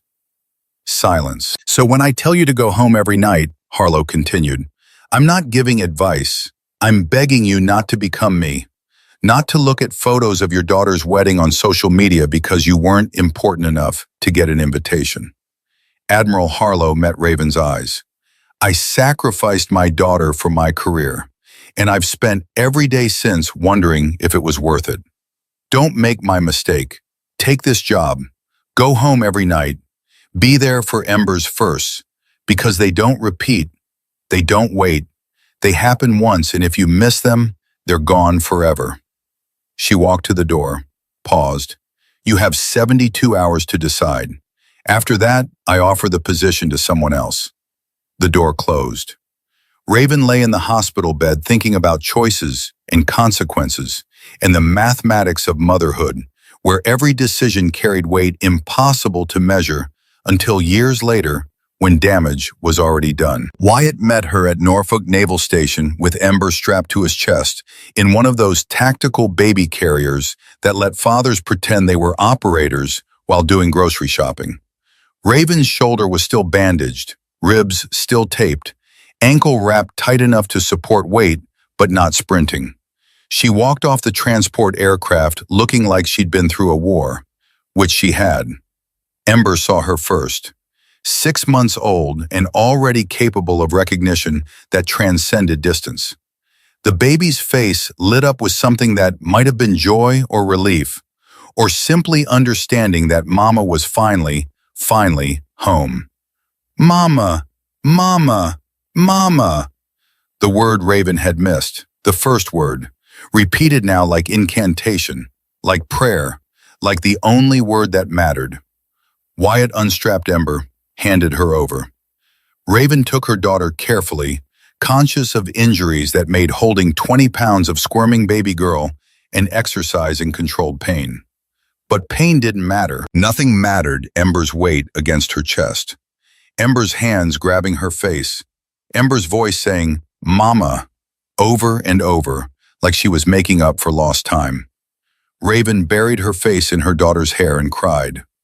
Not silent tears this time, full body sobbing that came from places deeper than injury, from the spaces where mothers keep the fear they can't show anyone, the terror that deployment means never coming home, that the last kiss was the last kiss, that their children will grow up with photographs instead of parents. Wyatt wrapped his arms around both of them, made a wall of his body against the world. Let Raven break in the only place she could afford to be broken. "You're home," he whispered. "You're safe. We have you." They stood in the parking lot of Norfolk Naval Station, holding each other while sunset painted Virginia Beach in colors that promised tomorrow. Eventually, the crying stopped. Eventually, Raven wiped her eyes and looked at Wyatt and said the words she'd been rehearsing for 3 weeks. "I'm taking the job, the training program, Coronado. We're moving to California." Wyatt blinked. "What job?" She told him about Admiral Harlow, about FCITI, about the choice between deploying or teaching, between missing Ember's childhood or being present for every moment. "You're giving up active duty?" "I'm changing what active duty means, teaching women to survive, to fight, to come home to their daughters." She paused. "I'm finishing what Flint started, what every woman who walked that corridor needed." "When do we leave?" 2 months after medical clearance in transition paperwork. Wyatt kissed her forehead. "Then we have 2 months to pack 17 years of your stuff and convince Ember that California is just Virginia with better weather." They drove home through traffic that moved like molasses. Home to the house Raven had left a lifetime ago. Home to the life that deployment had paused, but not destroyed. That night, after Ember was asleep and Wyatt was reading in bed, Raven sat alone in the nursery, watching her daughter breathe. 6 months old, already different from the infant she'd left behind. Bigger, stronger, capable of rolling over and saying, "Mama," and recognizing faces. All changes Raven had missed. But she wouldn't miss the next ones, wouldn't miss first steps or first words beyond "Mama," or first everything that made childhood the foundation of who people became. She pulled out her phone, opened the encrypted email Admiral Harlow had sent. Subject: FCITI position, accept or decline. Raven typed 2 words, "I accept." Hit send. Watch the email disappear into digital infrastructure that would transform her life from operator to instructor, from warrior to teacher, from someone who fought battles to someone who prepared others to fight them. The next morning she received confirmation. Raven showed Wyatt the email over breakfast while Ember threw mashed banana at the wall with the enthusiasm of someone discovering physics. "How do you feel?" he asked.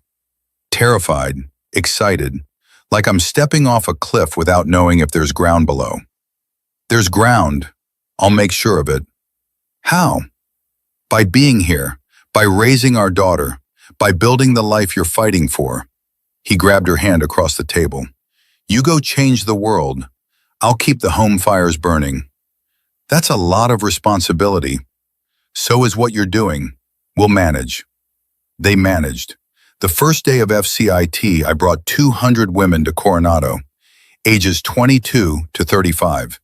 Every military branch represented: Navy, Marines, Army, Air Force. All of them volunteers, all of them knowing the program had 90% attrition rate by design. Only the best would graduate. Only the relentless would survive. Raven stood at the front of the auditorium in dress uniform, shoulder healed, ribs mended, ankles strong enough to run 5 miles without complaint. Behind her, projected on the screen, photographs from Syria. The compound, the extraction, the aftermath. She didn't start with introduction, didn't waste time on pleasantries, just showed them what they were signing up for. 6 months ago, she began, voice carrying to the back rows without microphone, I infiltrated a Syrian compound alone, fought 75 enemy combatants, saved an American operative, came home alive. She paused. But the hardest thing I've ever done wasn't fighting terrorists. It was leaving my 6-month-old daughter to do it. Silence settled over the auditorium like snow covering graves.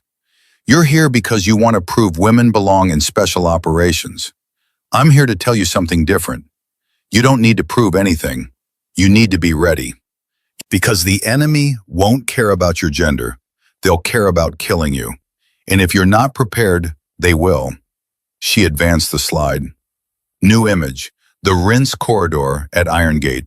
Concrete walls, flickering lights. The place where three men learned that motherhood doesn't make women soft. Some of you have been harassed, assaulted, told you don't belong in uniform, told to stay quiet, accept it, move on. Raven's voice hardened. I'm telling you different. Stay loud. Fight back. Refuse to accept less than you deserve. Because silence protects predators, sound protects everyone else. She saw heads nodding, saw recognition in eyes that had walked similar corridors, seen similar predators. This program will break you. It's designed to. We don't want operators who quit when things get hard. We want warriors who understand that hard is just the beginning, that combat doesn't care about your feelings, that the enemy won't give you participation trophies. Another slide. The team, Hollister, Magnus, Keller, all of them looking tired and alive and victorious. You'll work harder than the men, train longer, prove yourselves constantly. That's not fair. That's reality. And reality doesn't negotiate. She looked across the auditorium. 200 faces, 200 futures, 200 women who could change everything or wash out trying. My daughter's name is Ember. She's 13 months old. Every morning I kiss her goodbye and come here to train you. Every night I go home and read her stories about brave knights and dragons and princesses who save themselves. Raven's voice softened slightly. I'm doing this for her. So when she's old enough to serve, she enters a military that respects capability over gender, that values results over appearance, that understands women in uniform aren't the exception, we're the evolution. She stepped back from the podium. Welcome to FCITI. Welcome to the hardest 6 months of your life. Welcome to becoming the operators the enemy fears and the allies everyone wants. The applause started in the back rows, spread forward, became thunder. Raven stood in front of it, accepting acknowledgement she didn't want, but understood was necessary. Leaders had to be visible, had to be examples, had to be the possibility made flesh. After the assembly, she found Colonel Sterling Maddox waiting outside her office. He'd flown in from Iron Gate for the ceremony. 69 years old now, eye patch weathered from decades of wear, walking stick replacing the cane he'd used before, age catching up despite his refusal to acknowledge it. Hell of a speech, Commander. Learn from the best, Colonel. Flattery doesn't suit you. Neither does modesty, but we both manage. Maddox almost smiled, handed her a package wrapped in brown paper. What's this? Open it. Inside, his Navy Cross from Kuwait, the medal he'd earned saving 12 POWs while half-blind and bleeding, the recognition that defined his career. I can't accept this, sir. You're not accepting it, you're holding it. For the next operator who needs to understand that medals don't matter as much as missions. That recognition is nice, but results are necessary. Why give it to me? Because you become what I was trying to be, someone who changes the system by refusing to accept its limitations.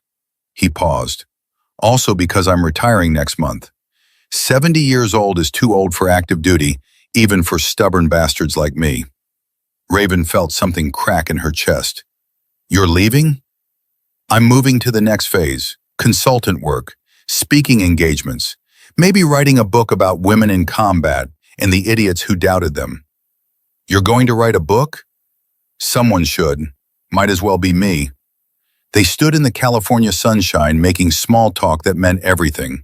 Teacher and student, mentor and protege, the old guard passing torch to the new. Finally, Maddox said what they'd both been avoiding.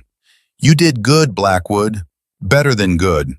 You're building something that will outlast both of us. That's legacy. I'm just trying to survive each day without screwing up too badly. That's what everyone says who's actually making a difference. He turned to leave, stopped. One more thing. The anonymous letter you received at Iron Gate, the woman who wrote it. What about her?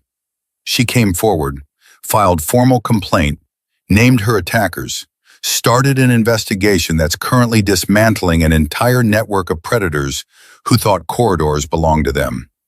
Raven's throat tightened. Who was she? Doesn't matter. What matters is you gave her the courage to speak, to fight back, to refuse silence. Did she get justice? She got something better. She got her voice back. Maddox walked away. Raven stood, holding his Navy cross, thinking about ripples and waves, and how one action in a corridor could become movement that changed everything.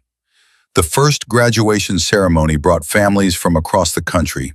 Mothers, fathers, siblings, spouses, children. All of them watching daughters and sisters and wives and mothers receive recognition for surviving 6 months of training designed to eliminate the weak. 200 started, 43 graduated. Raven stood on stage beside Admiral Harlow, watching the newly minted operators receive their certifications, watching futures unfold, watching possibility become reality.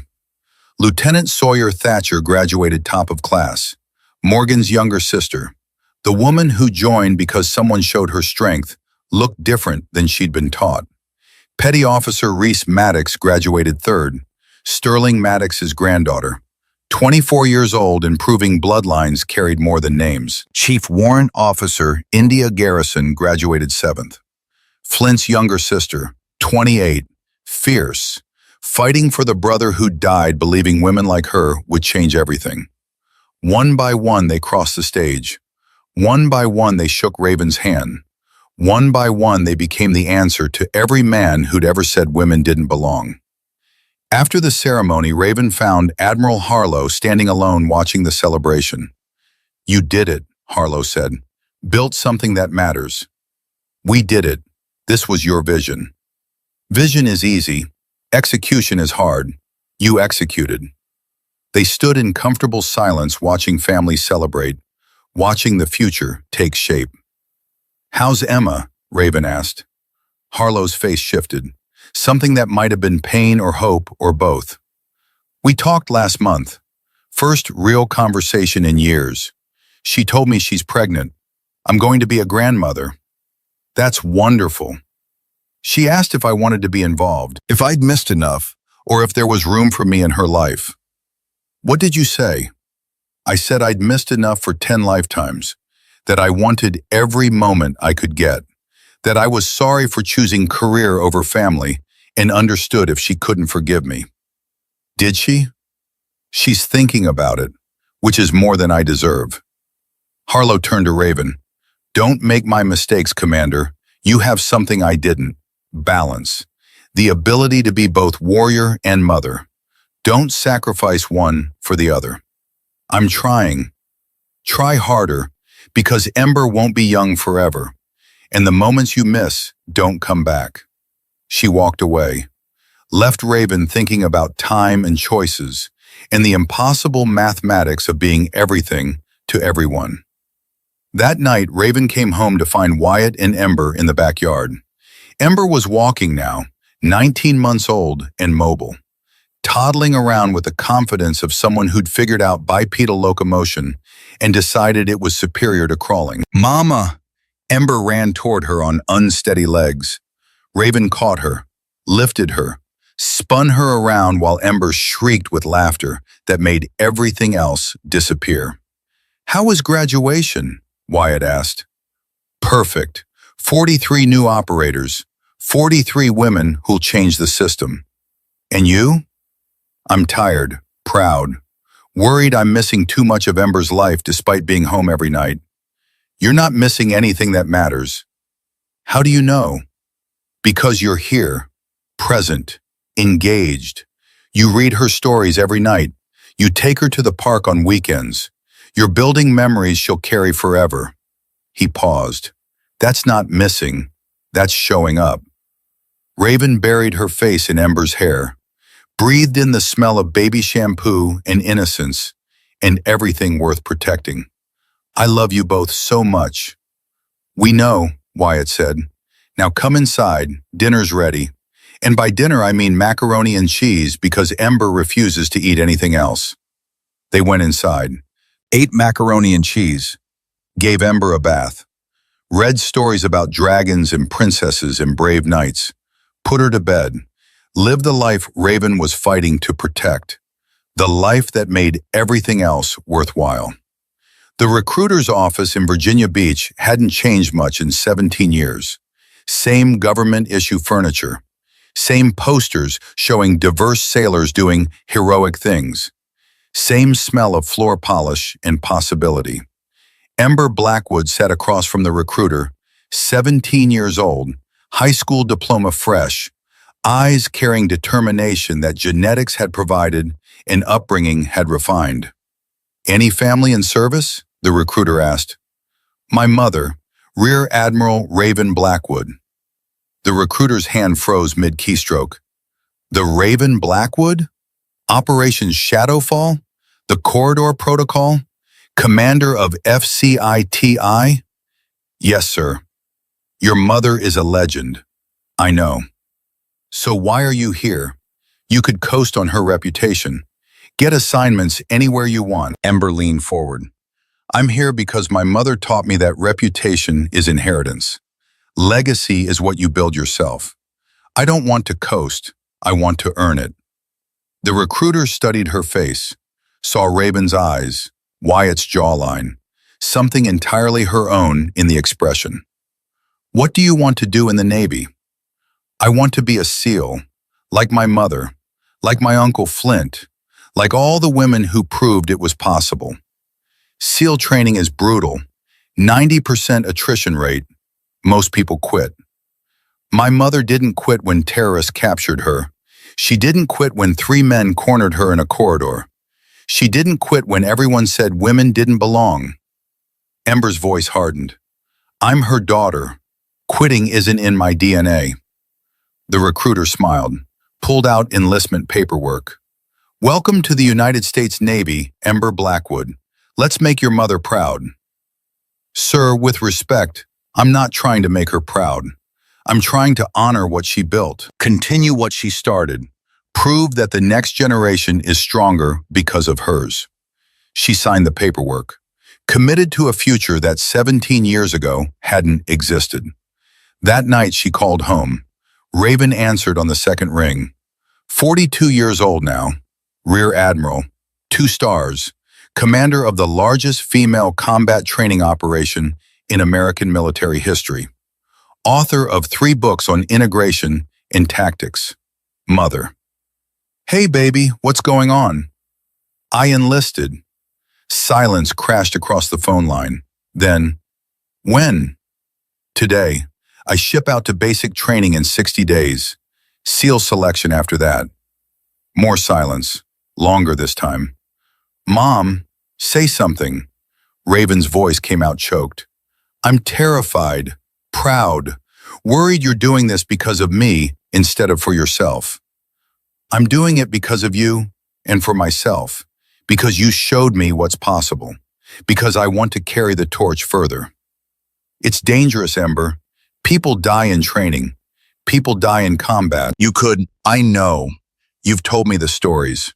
Uncle Flint, the Scorpion, all of it. But you also told me that some things are worth dying for, worth fighting for, worth becoming more than you thought possible. Raven was crying now, full body sobbing transmitted through cellular infrastructure connecting California to Virginia. "You're my baby, my first word, my first steps, my entire heart walking around outside my body. How am I supposed to send you into danger?" "The same way Grandpa Wyatt sent you, with love, with trust, with understanding that this is my choice and my path and my future. I hate that you're right. You raised me to be right." They talked for 2 hours, about training, about fear, about the reality that Ember was stepping into a world Raven had fought to make safer, but could never make safe. When the call ended, Raven sat in her office at Coronado, staring at photographs that covered the walls. Flint in Syria, the team from Operation Shadowfall, graduation classes from 15 years of FCITI, thousands of faces, thousands of women who'd walked through fire because someone showed them it was possible. And now her daughter was joining them. The cycle continuing, the legacy expanding, the torch passing to hands she'd held when they were small enough to wrap around her finger. Wyatt found her there at midnight, tears dried, eyes distant. She told you. She told me. How do you feel? Like I did everything right and everything wrong simultaneously. Like I built this world for her, and now I'm terrified she's going to live in it. Wyatt sat beside her, took her hand. She's strong, smart, trained by the best. She'll be fine. Flint was strong, smart, trained by the best. He died anyway. Flint died a hero. If Ember follows that path, she dies changing the world. That's not tragedy, that's legacy. It's still death. It's still meaningful. They sat in silence, watching moonlight paint California in colors that promised tomorrow. Eventually, Raven spoke. I need to visit someone. Section 60, where the recent dead slept beneath white stones that stretched to horizon. Raven found Flint's grave by memory. She'd visited 40 times in 17 years, brought flowers, stories, updates about the world he'd died protecting. She sat on grass still damp from morning dew. Hey, Flint, it's me, again. Wind moved through trees overhead. Birds sang, life continuing despite death trying to stop it. Ember enlisted. She's going to be a SEAL, like us, like all the women we fought for. Raven traced fingers across his headstone. Lieutenant Commander Flint Garrison, died in service, honored, remembered. I'm terrified. She's my baby, my everything, and I'm sending her into the same world that killed you. How do I do that? How do I let her go knowing she might not come back? The stone didn't answer. Dead men rarely did. But Raven heard Flint's voice anyway. Memory playing recordings stored in spaces where the heart keeps people alive, despite biology disagreeing. Make them remember, Raven. Make them understand what we fought for, what we died for, what the next generation inherits.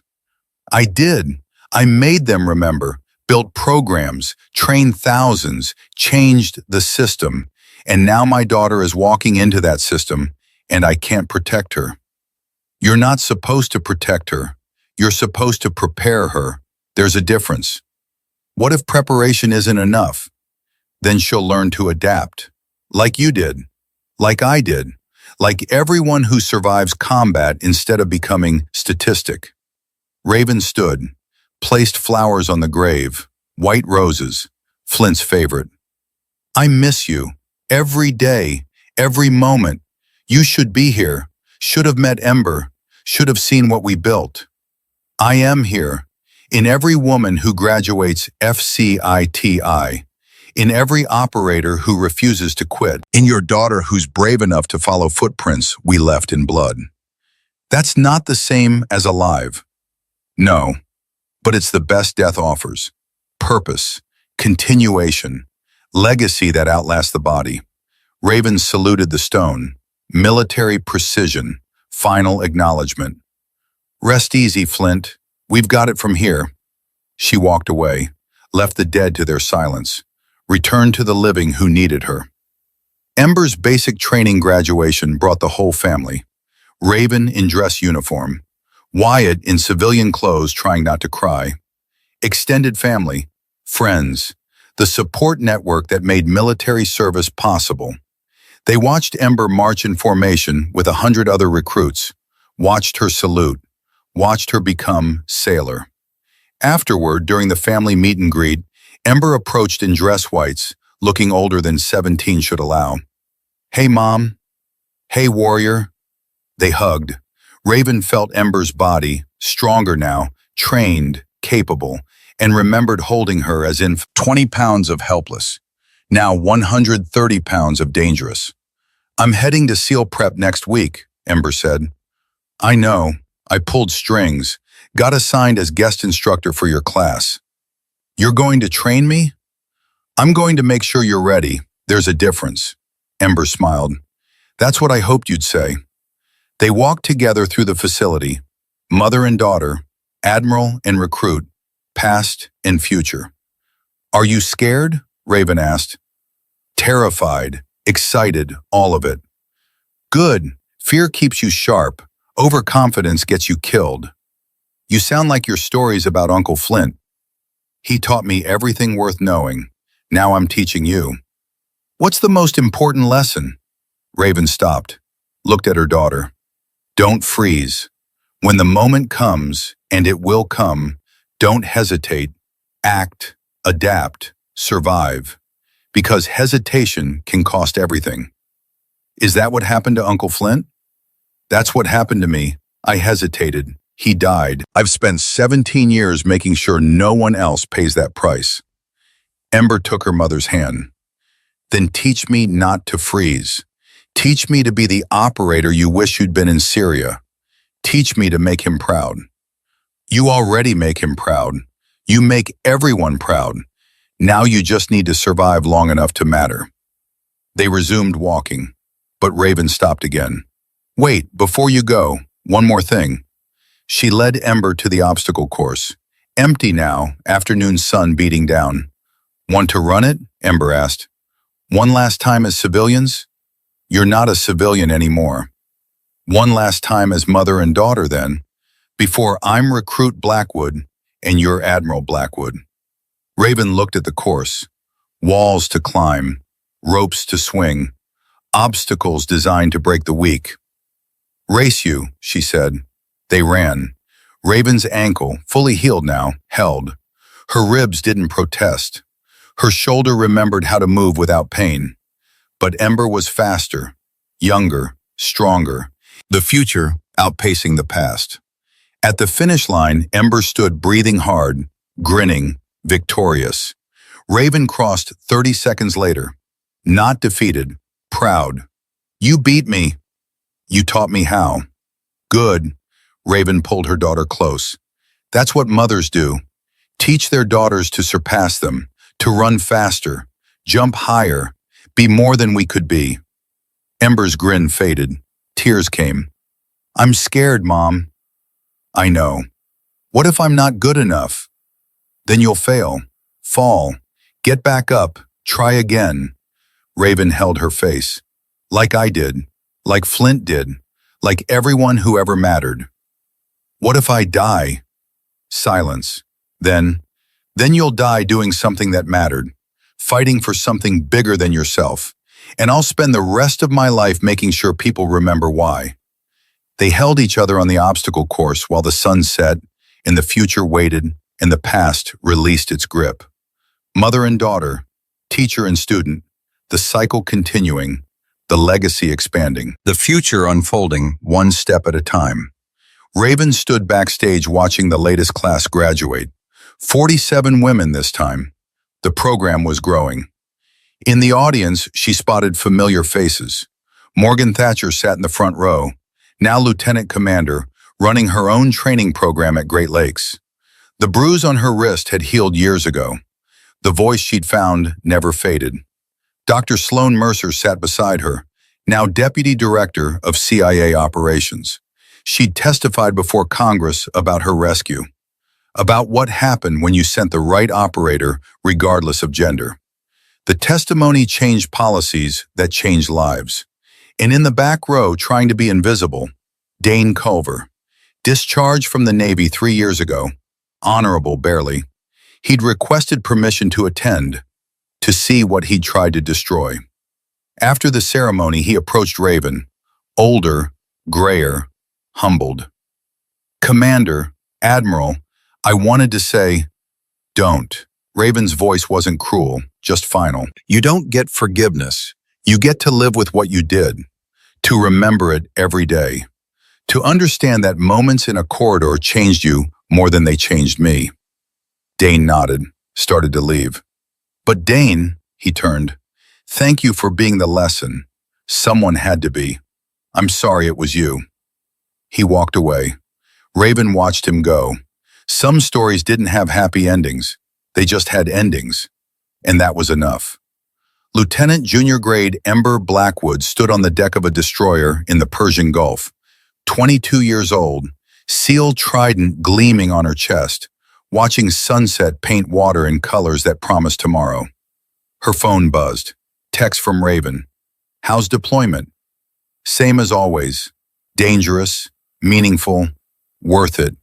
Miss you. Miss you too. But I'm doing what you taught me, making a difference, refusing to quit. Proud of you, baby girl. Come home safe. Always. Ember pocketed the phone, looked at the horizon where countries met and conflicts began. Somewhere out there, someone needed rescue. Somewhere, injustice needed correction. Somewhere, the work continued. The work her mother started. The work her Uncle Flint died for. The work she'd carry forward until the next generation took the torch and ran further. Behind her, the destroyer's klaxon sounded. Mission brief in 30 minutes. Deployment into hostile territory. High risk. Necessary. Ember smiled, checked her gear, made sure the knife was secured in her boot, made sure the photo of her mother holding her as infant was safe in her pocket, made sure Maddox's coin, passed down through Raven, was in her left breast pocket, made sure she was ready for whatever came next, because hesitation died with Uncle Flint, because quitting betrayed everyone who'd fought before her, because failure wasn't in Blackwood blood. She was Ember Blackwood, daughter of Raven, niece of Flint, legacy of everyone who'd fought to make this moment possible. And she would make them remember.